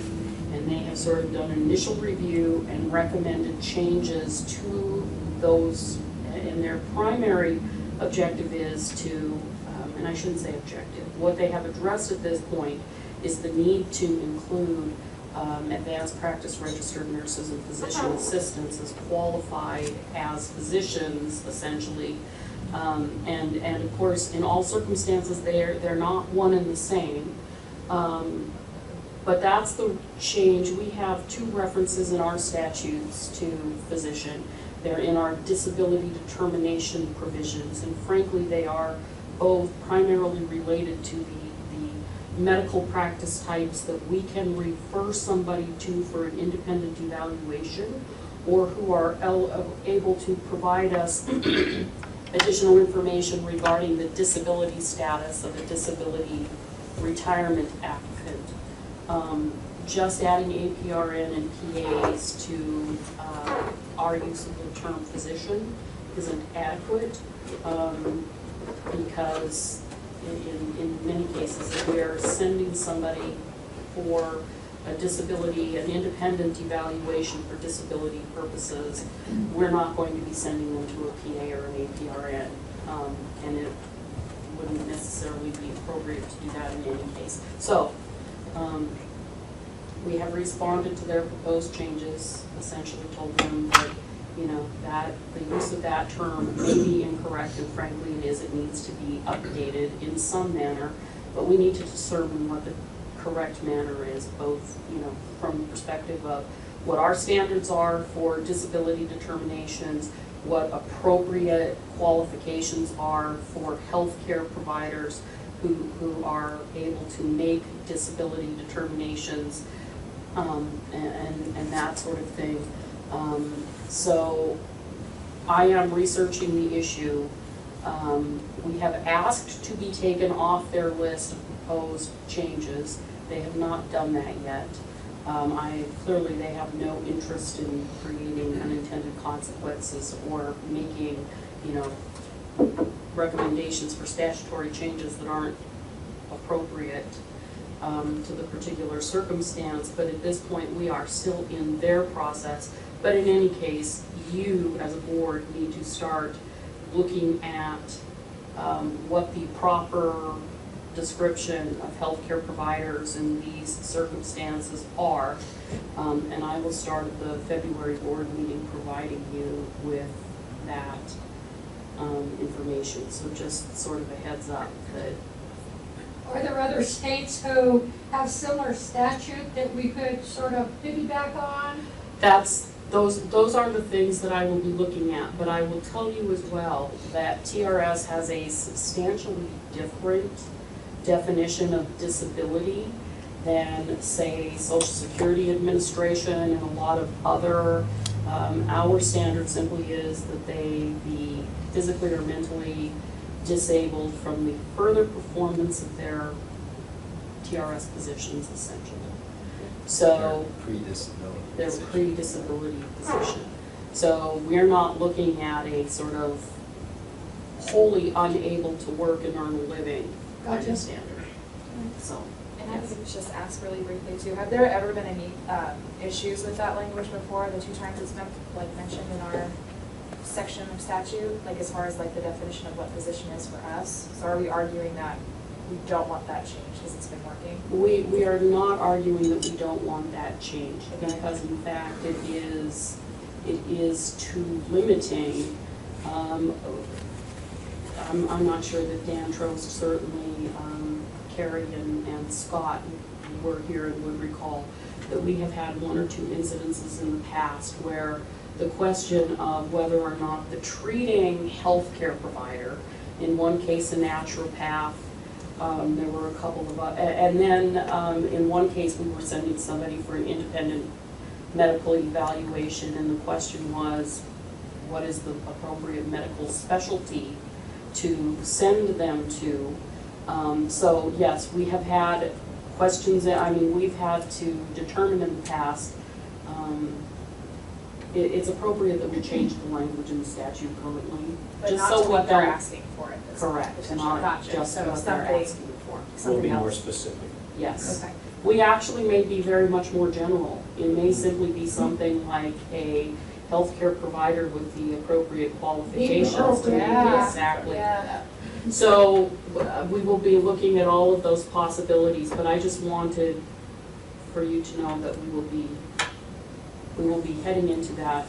Again, it's substantially related to your fiduciary responsibilities. And so I think whatever the language ends up being, it needs to be language that you have determined is appropriate and language that we offer, not that's done as a sort of whole world approach to definitions.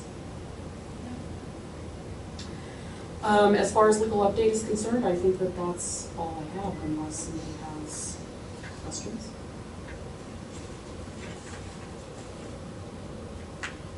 No, and I'm assuming you're also doing the board training, the ethics and conflicts of interest training. I am, because we haven't talked enough about ethics and conflicts of interest yet. We're ethical, aren't we? Yes. So, and I'm sorry for the 3 board members that are here today. I'm going to pass out the annual disclosure statement. For those of you not here, Madam Chair, I will send them out electronically. It's not necessary that you complete them in May. You can bring them to the February board meeting. And I'm sorry, the questionnaire is not included in your packet, but all 3 of you have seen these before. And they're substantially similar to the ethics policy anyway, so are you okay with that? I'm sorry, I should have asked before we went on break whether you wanted me to email you copies of the questionnaire at this point. No, that's perfect. It's just fine. I think that we all know what we do by now. Scott's may have changed. Maybe, I don't know. But we do know our changes and things like that. So. Right. Well, thanks. And just as a background for, again, I'm sorry, you new board members, this policy applies to all TRS staff as well as our board members. We do this training as well for all of our staff members, and they have to complete the same annual disclosure statement of any conflicts of interest that they may have. At one point in time, we sort of usually did this as a joint board and staff training. Certainly since COVID, that's become less common.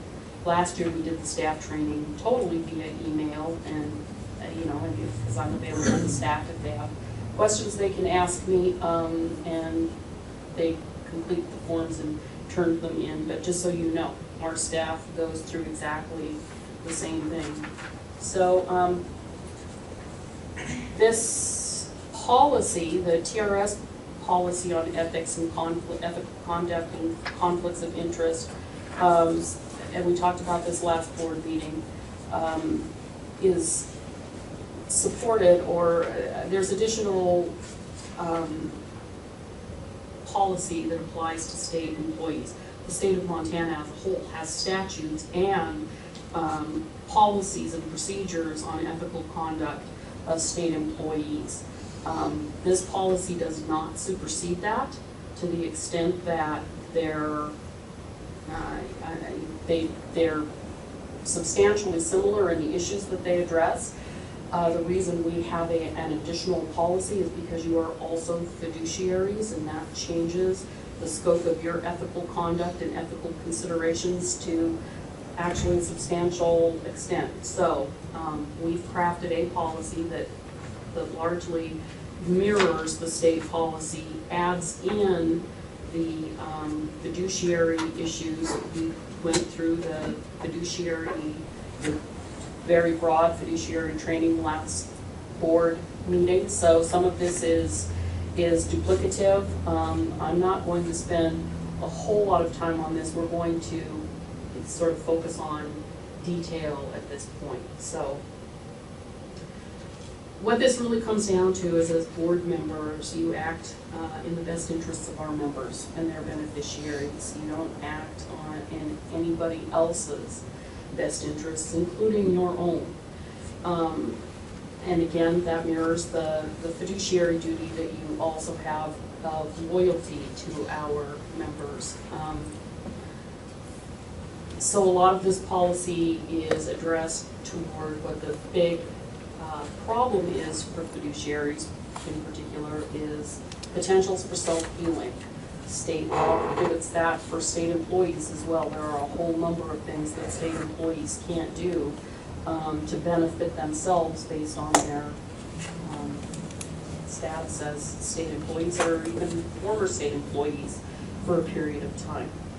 So quickly, definitions. A private interest, advancing a private interest is when a TRS personnel, TRS staff member, board member takes official action or performs any other act related to the administration, operation, or assets of TRS, which has the primary or subsidiary effect of furthering a private interest of that staff member, a family member, or a friend.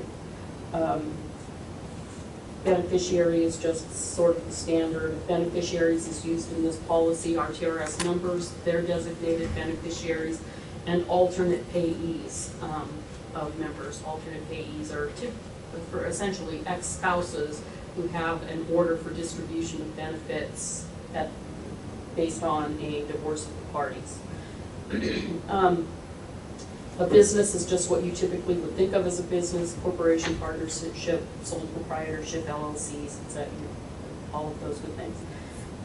Compensation means any money or economic benefit conferred or received in return for services rendered.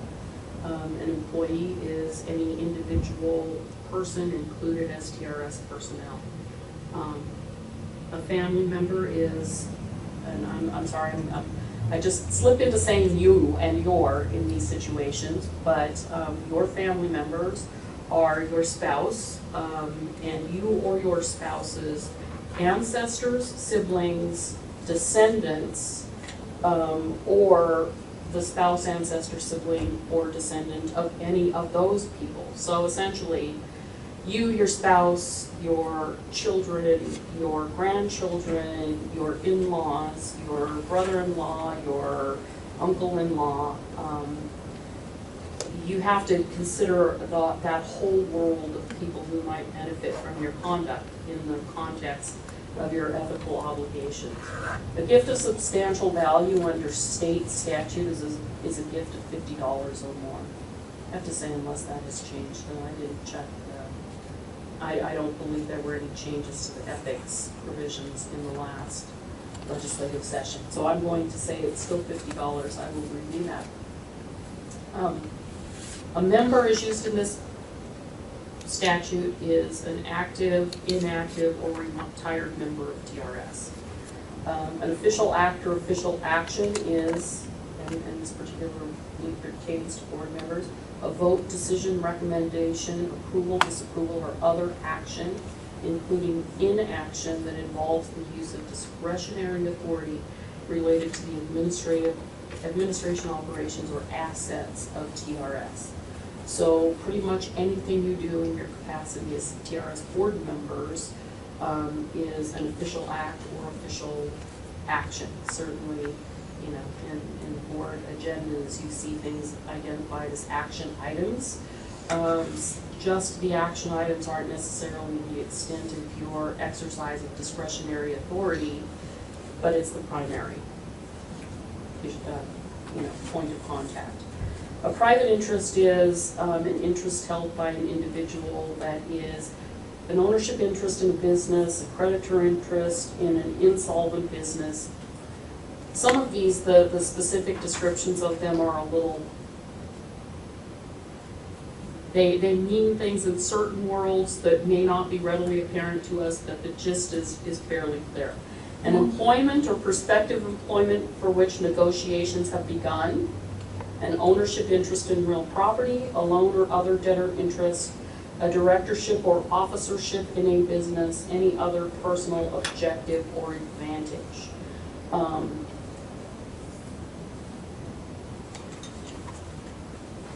TRS personnel, again, are any TRS board member, TRS employees, and any person working under contract for TRS. So our regular contractors are personnel under this policy as well.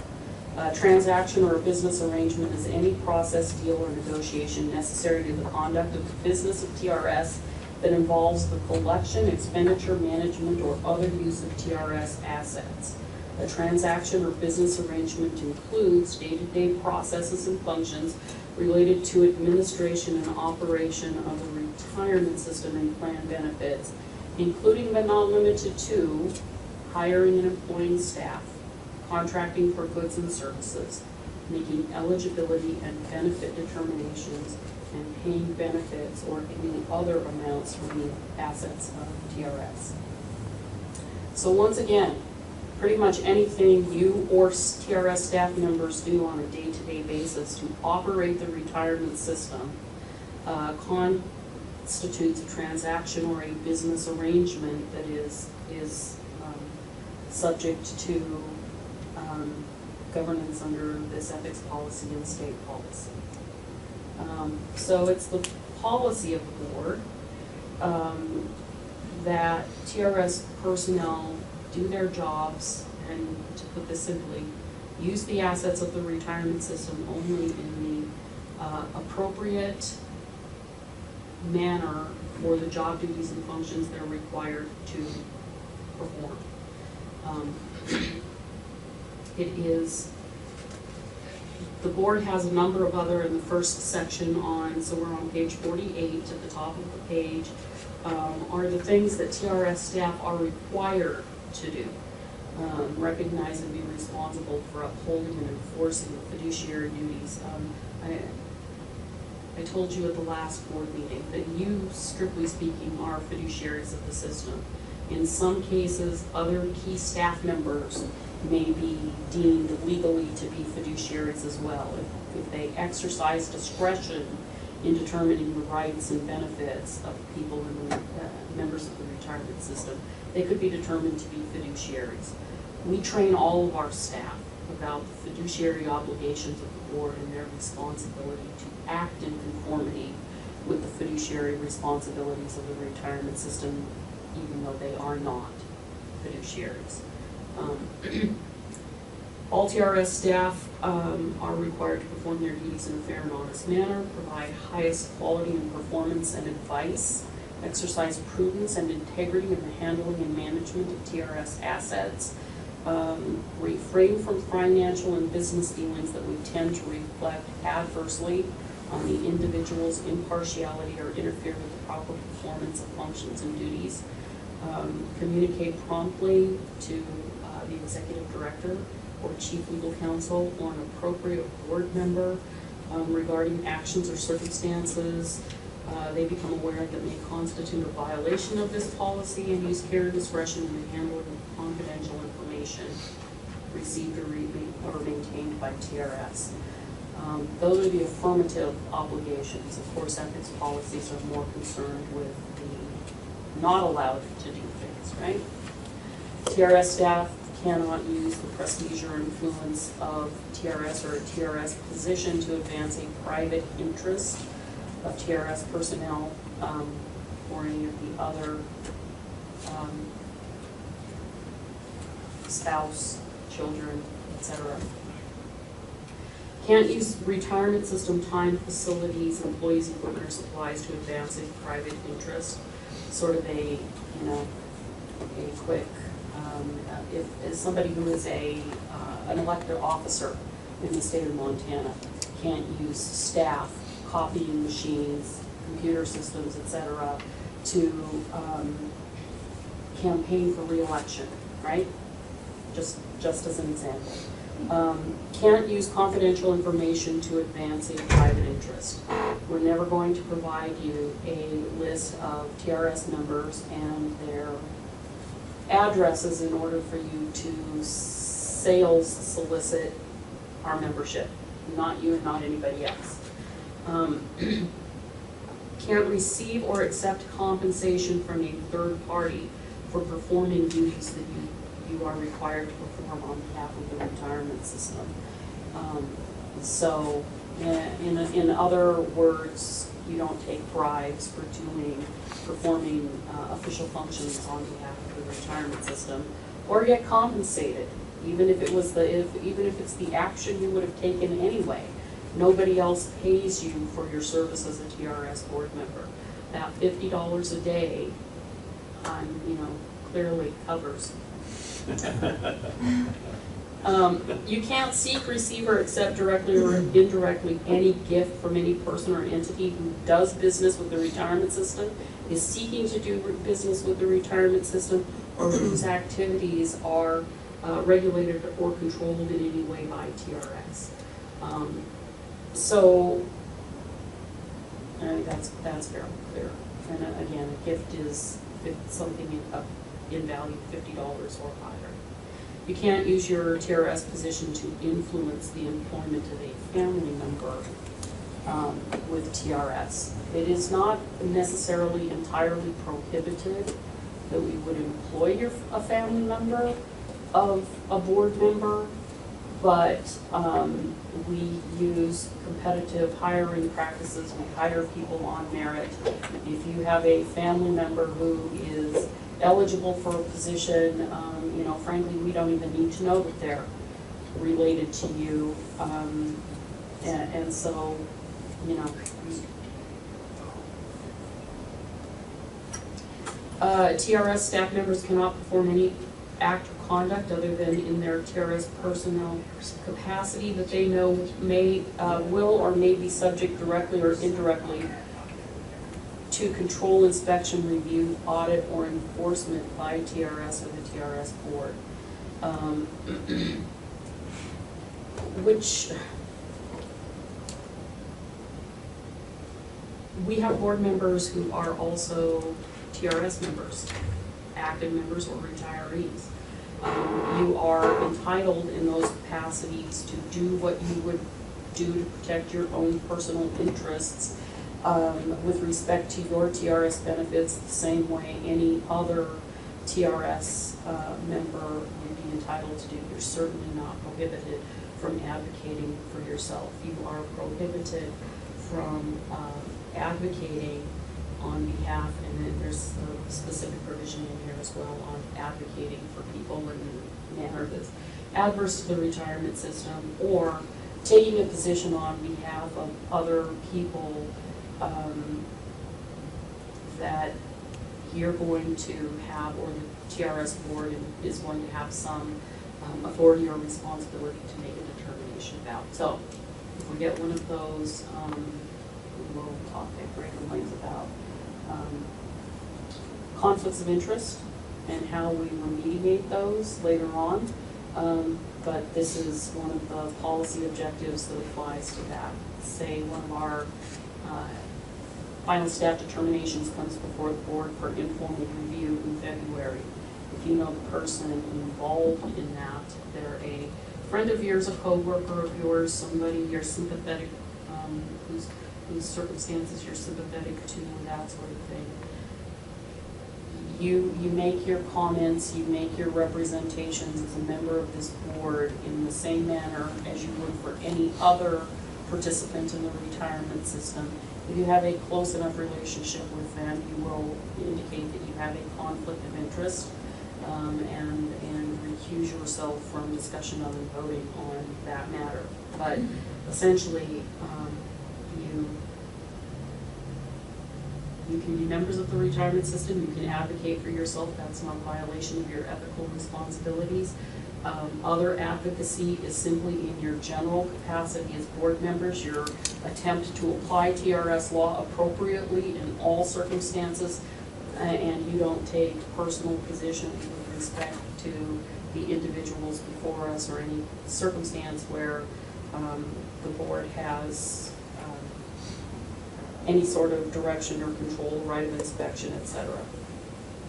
We've already talked about ex parte communications, and I guess it never has occurred to me before, but ex parte communications includes anybody that has any sort of fact-finding, law-applying.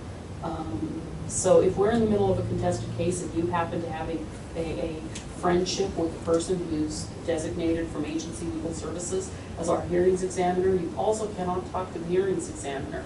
You not only can't talk to Sean or me about the facts and the law of the case, you can't talk to the hearings examiner about it, or if you happen to have a friendship or a relationship or just run into them in the grocery store, a district court judge who has one of our contested matters before them, you cannot talk to them about the case either. Ex parte communication is the prohibited. Even when something is in front of a district court, there is the prospect that it will be remanded back to you. Or it may be in front of the district court on a preliminary matter and not a final adjudication of the case. Until a case is fully resolved, there is a potential that it will come back to the board for some sort of additional, and the ex parte communication prohibition continues to apply. So tell me about district judges, district court. I mean, if that ever goes to district court, is it always a court closest to the person, or is it always in Helena? So that actually changed in the 2019 legislative session. We had a provision in our statutes that said any, for lack of a better term, any judicial review, any appeal of a final administrative determination by TRS had to be brought in the first judicial district court here in Helena. Clearly, for convenience of the retirement system and our witnesses, right? In 2019, the law was changed. The legislature did away with all of those kinds of provisions. And TRS was not the only one that had them, of course. And now the law is, the case must be brought in the jurisdiction where the complainant, the TRS member, resides.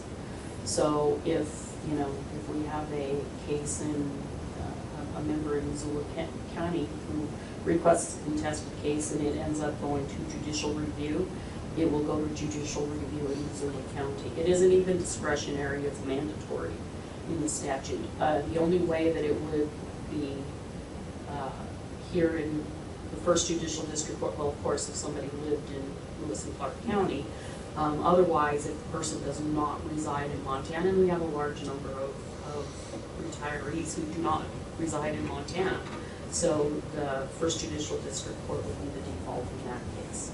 So, anywhere in the state. We don't have so many of them, frankly, that that's a problem. So. No, but they last 10 years. Yeah.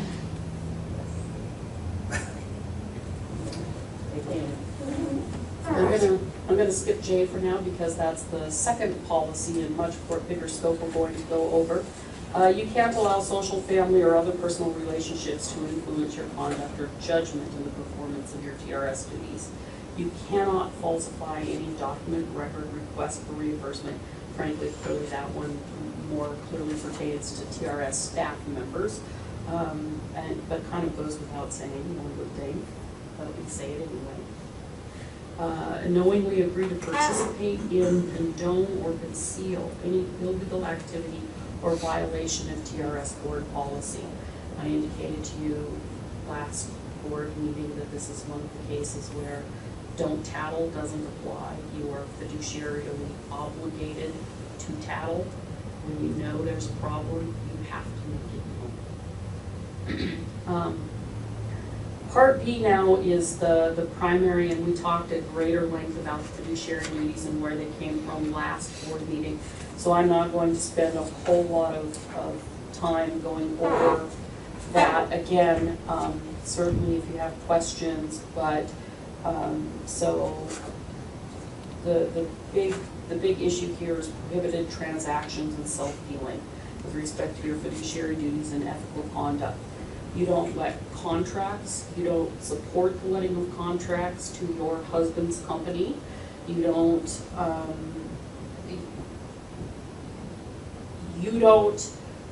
start a company and apply, compete for a contract to clean TRS's offices or those kinds of things. All of our services are engaged, all of our people are employed, all of our contracts are led on a purely arm's length, merit-based, substantive determination by both staff and board. This becomes a big deal, and certainly the case law in the pension world is far more related to plans that do their own investment and things like insider trading or making investment determinations based on what, when you're CalPERS, you have the ability to move the needle on certain investment vehicles, and it has gotten some of their board members in trouble before. We clearly don't have that issue here. We're not big enough to move the needle, first of all, and we don't make the investment determinations. That's, just as an example again. We can't sell or exchange property or provide property to you under any different terms than we can to any other state employee, state you know, unneeded property any longer is sold and auctioned through state processes, that you're certainly eligible to participate in, either as a member of the public or as a state employee. But, you know, we don't, again, not much opportunity with respect to TRS for those kinds of things to go on. You can't deal with the assets of the retirement system for any purpose other than the legal and ethical conduct of the business of the retirement system. In any transaction or business arrangement, you cannot act on behalf of a person or entity or represent a party whose interests are adverse to the interests of the retirement system as a whole and our membership as a whole. You can't receive any compensation or other consideration in any form from any person or entity with whom TRS has been or is currently involved in a business arrangement or a transaction. So if you are an employee of a company that we contract with, you need to make that known to us. And it occurs to me as well that over time, you will essentially become aware of who our contractors are, if you're involved with any of them, but it may not be a bad idea for me to make up a list of all of our contracted entities and keep that available, so you always have the ability to, you know, judge whether. We talked some about conflicts of interest last time as well, and a conflict of interest is any circumstance where your judgment is impaired, or the action you take is impaired, or may be perceived to be impaired by your relationship either with the transaction or a person involved in the transaction. And I always sort of say it as a joke, the best way to correct a conflict of interest is not to have one. If you are routinely involved in business enterprise or other professional responsibilities or that sort of thing that puts you in a position of routinely being having a conflict of interest or a perception of a conflict of interest, it may be best that you not participate on the board. And that's just the way it is. Most conflicts of interest that are minimal, just as an example, internally. We can't necessarily have a prohibition that none of our staff do anything to process the retirement benefits of a family member if they happen to be a TRS retiree. Montana's a very small state. The chances that pretty much everybody working here doesn't have a relationship with a teacher in the state of Montana somewhere in their family line is pretty small. But we do have internal controls in place. That means somebody else is looking at those, and this we have internal controls in place for all of our financial transactions anyway. But those kinds of things, and when we get to the questionnaire, you'll note that if you have those kinds of circumstances, you need to advise us of that. Of course, you're not processing our payroll, so you know, there's less corrective. But if we have an actual conflict of interest or a perception of a conflict of interest, they typically can be dealt with by putting them on the record and then taking appropriate corrective action, as I said. And we will, today, we have a disability applicant. The board makes the final determination about eligibility for disability benefits. When we have disability applicants, I give every board member the name and the location of the disability applicants, and you let me know whether you know them, whether you think you have and what your relationship to them is, and we determine whether you have a conflict of interest or that. Typically, the correction of that kind of conflict of interest is we put it on the record, and you will not then either participate in conversation of or voting on that disability application. Pretty simple. Doesn't mean you leave the board. So those kinds of mitigating activities are Fairly simple. I'm gonna leave the rest to review the policy, please. There is a state policy, it's available on the state website. It used to be available on our website as well, but I don't believe that it is any longer. I can make that available to you if you're interested in seeing it, but I will tell you that our policy fairly completely includes everything that is in that policy as well. So the form that I sent you is our annual, the definitions are essentially the same as the policy. It goes through, and I'm sorry, I usually print these out on, 2 pages front and back, but you're getting 4 pages today. The bottom of the second page, this is your certification provision. I need you to initial that. Then there are a number of sections where, so for example, number 1, have you, a family member or a close personal friend, had a private interest in any business while TRS was involved in a transaction or business arrangement with that business? So there's a whole series of questions, 8 of them that sort of delve into the specifics of a conflict of interest. And I'm not being facetious when I say this either. The right answer to all of those is no. The right answer to all of them is whatever your correct answer is, but if your answer is anything other than no to any of them, you have to provide additional explanation, and then we need to review that and determine whether it's an actual or a conflict of interest.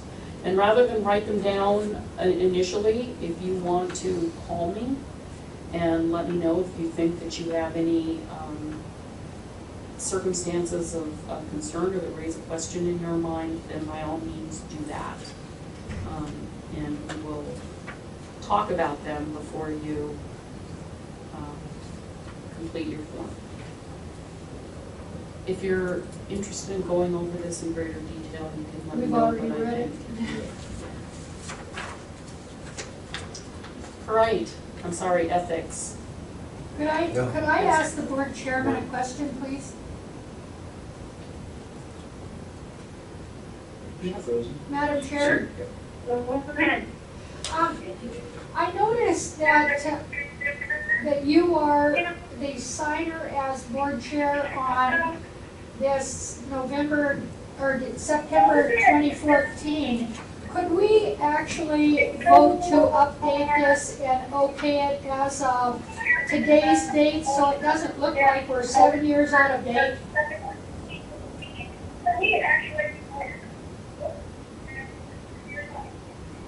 So speaking on behalf of that, there's only certain times we have to update this form, and so that was the last time we actually had substantial changes, and that's the only time I sign it, as far as I remember and understand. Am I correct, me? Yeah, yes, that's correct. I mean, I review the policies every year before to make sure that any cross-references, any underlying law, et cetera, other than the $50 gift limit, but I think that's still accurate. So anyway, we keep version control of our policies, and it's very important that you do that when we change our policies. We keep a record of the reasons for the changes, so you will frequently see policies that were last reviewed and with an effective date that's many years in the past. All right, I just wanted to be up to date. You as a board will receive this training annually, just like staff does. Yeah. So you definitely are looking at it annually, but unless we actually revise the language, typically don't change the dates. Thank you, Madam Chair. You betcha. And so I'm going to do the board communications policy in 2 minutes because it's substantially related to the ethics policy. And it comes down to one simple sort of understanding. The TRS board speaks as a board. It does not speak through the individual voices of its board members. Part of so we have a couple of primary concerns in this policy, and the other underlying fact is that as board members, you may be approached by members who have either questions, concerns, or unhappiness with determinations that have been made by board staff. Those things could become contested matters that you then, if you have weighed in on them in one-on-one, then you may be conflicting yourself out of participating as a board member when that contested matter comes before you.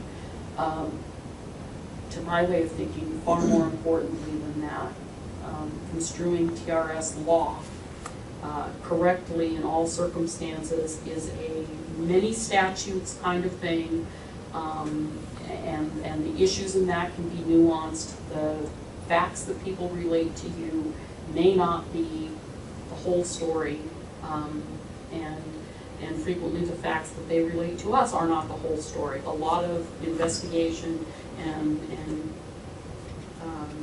document gathering, et cetera, needs to be done.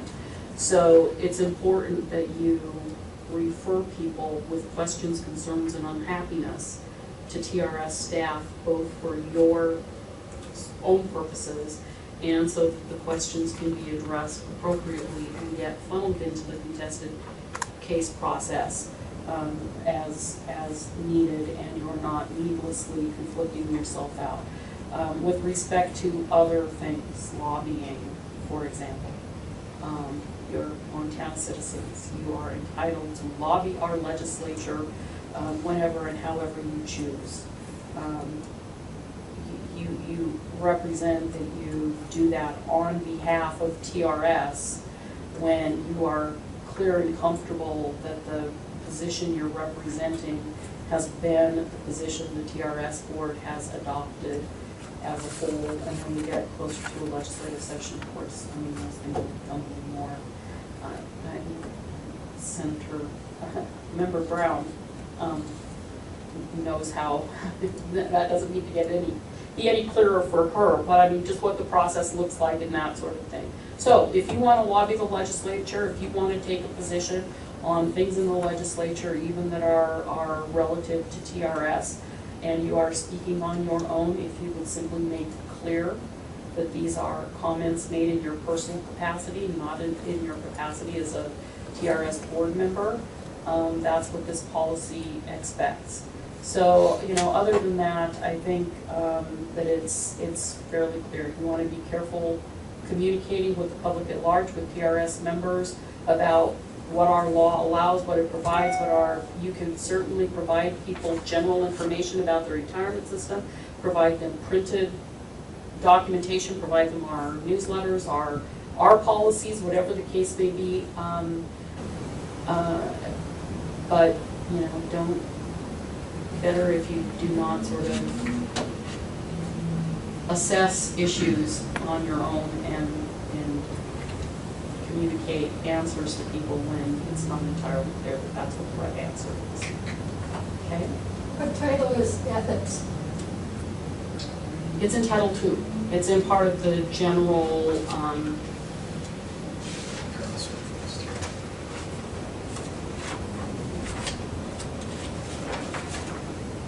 Chapter 2? Conduct? Yes, probably. Conduct of state employees, yeah, the ethics provisions are in there. State human resources, of course, I think are the ones who, Department of Admin, promulgate the policies on employee ethical conduct, and so there's a substantial state policy too. Thank you.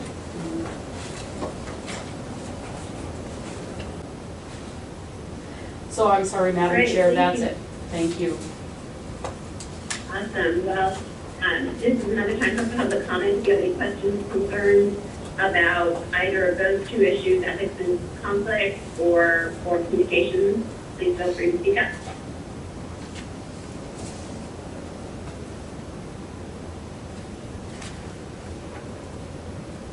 All right, well, seeing none, then we'll jump into long-range planning. We just started this long-range planning last time, got it all together. I'm sure there's not a lot to change, so Sean, I'll let you take over there. Okay, thank you, Madam Chair. So really what you have in front of you at this point is the final strategic plan for the upcoming 2 years. We did incorporate the changes that were discussed at the last board meeting with the help of Jim Cairns. Most notably, I believe it was adding a glossary so that the terms are defined throughout the document, and otherwise it is unchanged. So I just wanted to present that to the board one more time with those changes, and just quickly mention that we're at the very beginning of this 2-year plan, and so I did not update any of the commitment worksheet items yet, even though there has been some progress on a few of those. But just going forward, what you will see each meeting for a brief 5-10 minute discussion is this commitment worksheet, and any updates to the outcomes or the timelines will be included in red font, and we'll be certain to talk about them at each meeting going forward. And with that, Madam Chair, I'll be available for questions if there are any. Thank you, Sean. Does anybody have any questions for him? I know this is pretty fresh for all of us, but I also know that last meeting was your first meeting for the 2 new members, so. I thank you, Sean, for putting the guide for acronyms in. I think oftentimes we get so used to some of them that we forget what they really are, but thanks. Yeah, absolutely. All right. Well, this is the time we're going to close the current meeting so we can do disability applications. I'm assuming, Tammy, that we have some. Madam Chair, yes, we do. We have one disability request. We're going to reopen this meeting if anyone else wants to join again, and we will vote on that.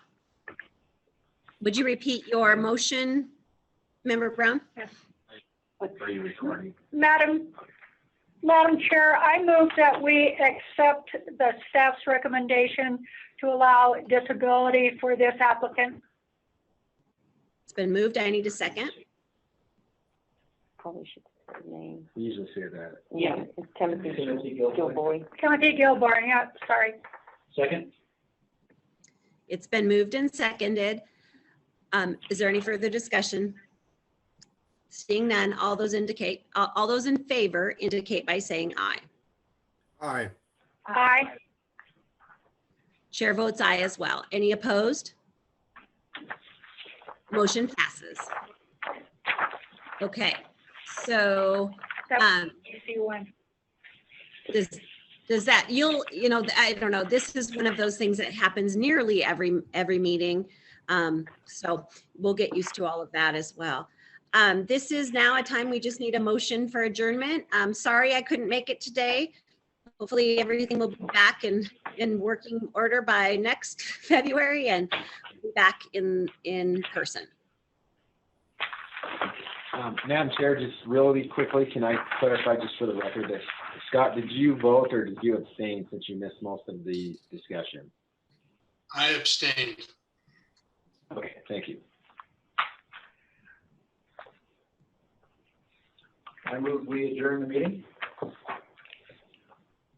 I have a second? All those in favor indicate by saying aye. Aye. Aye. Aye.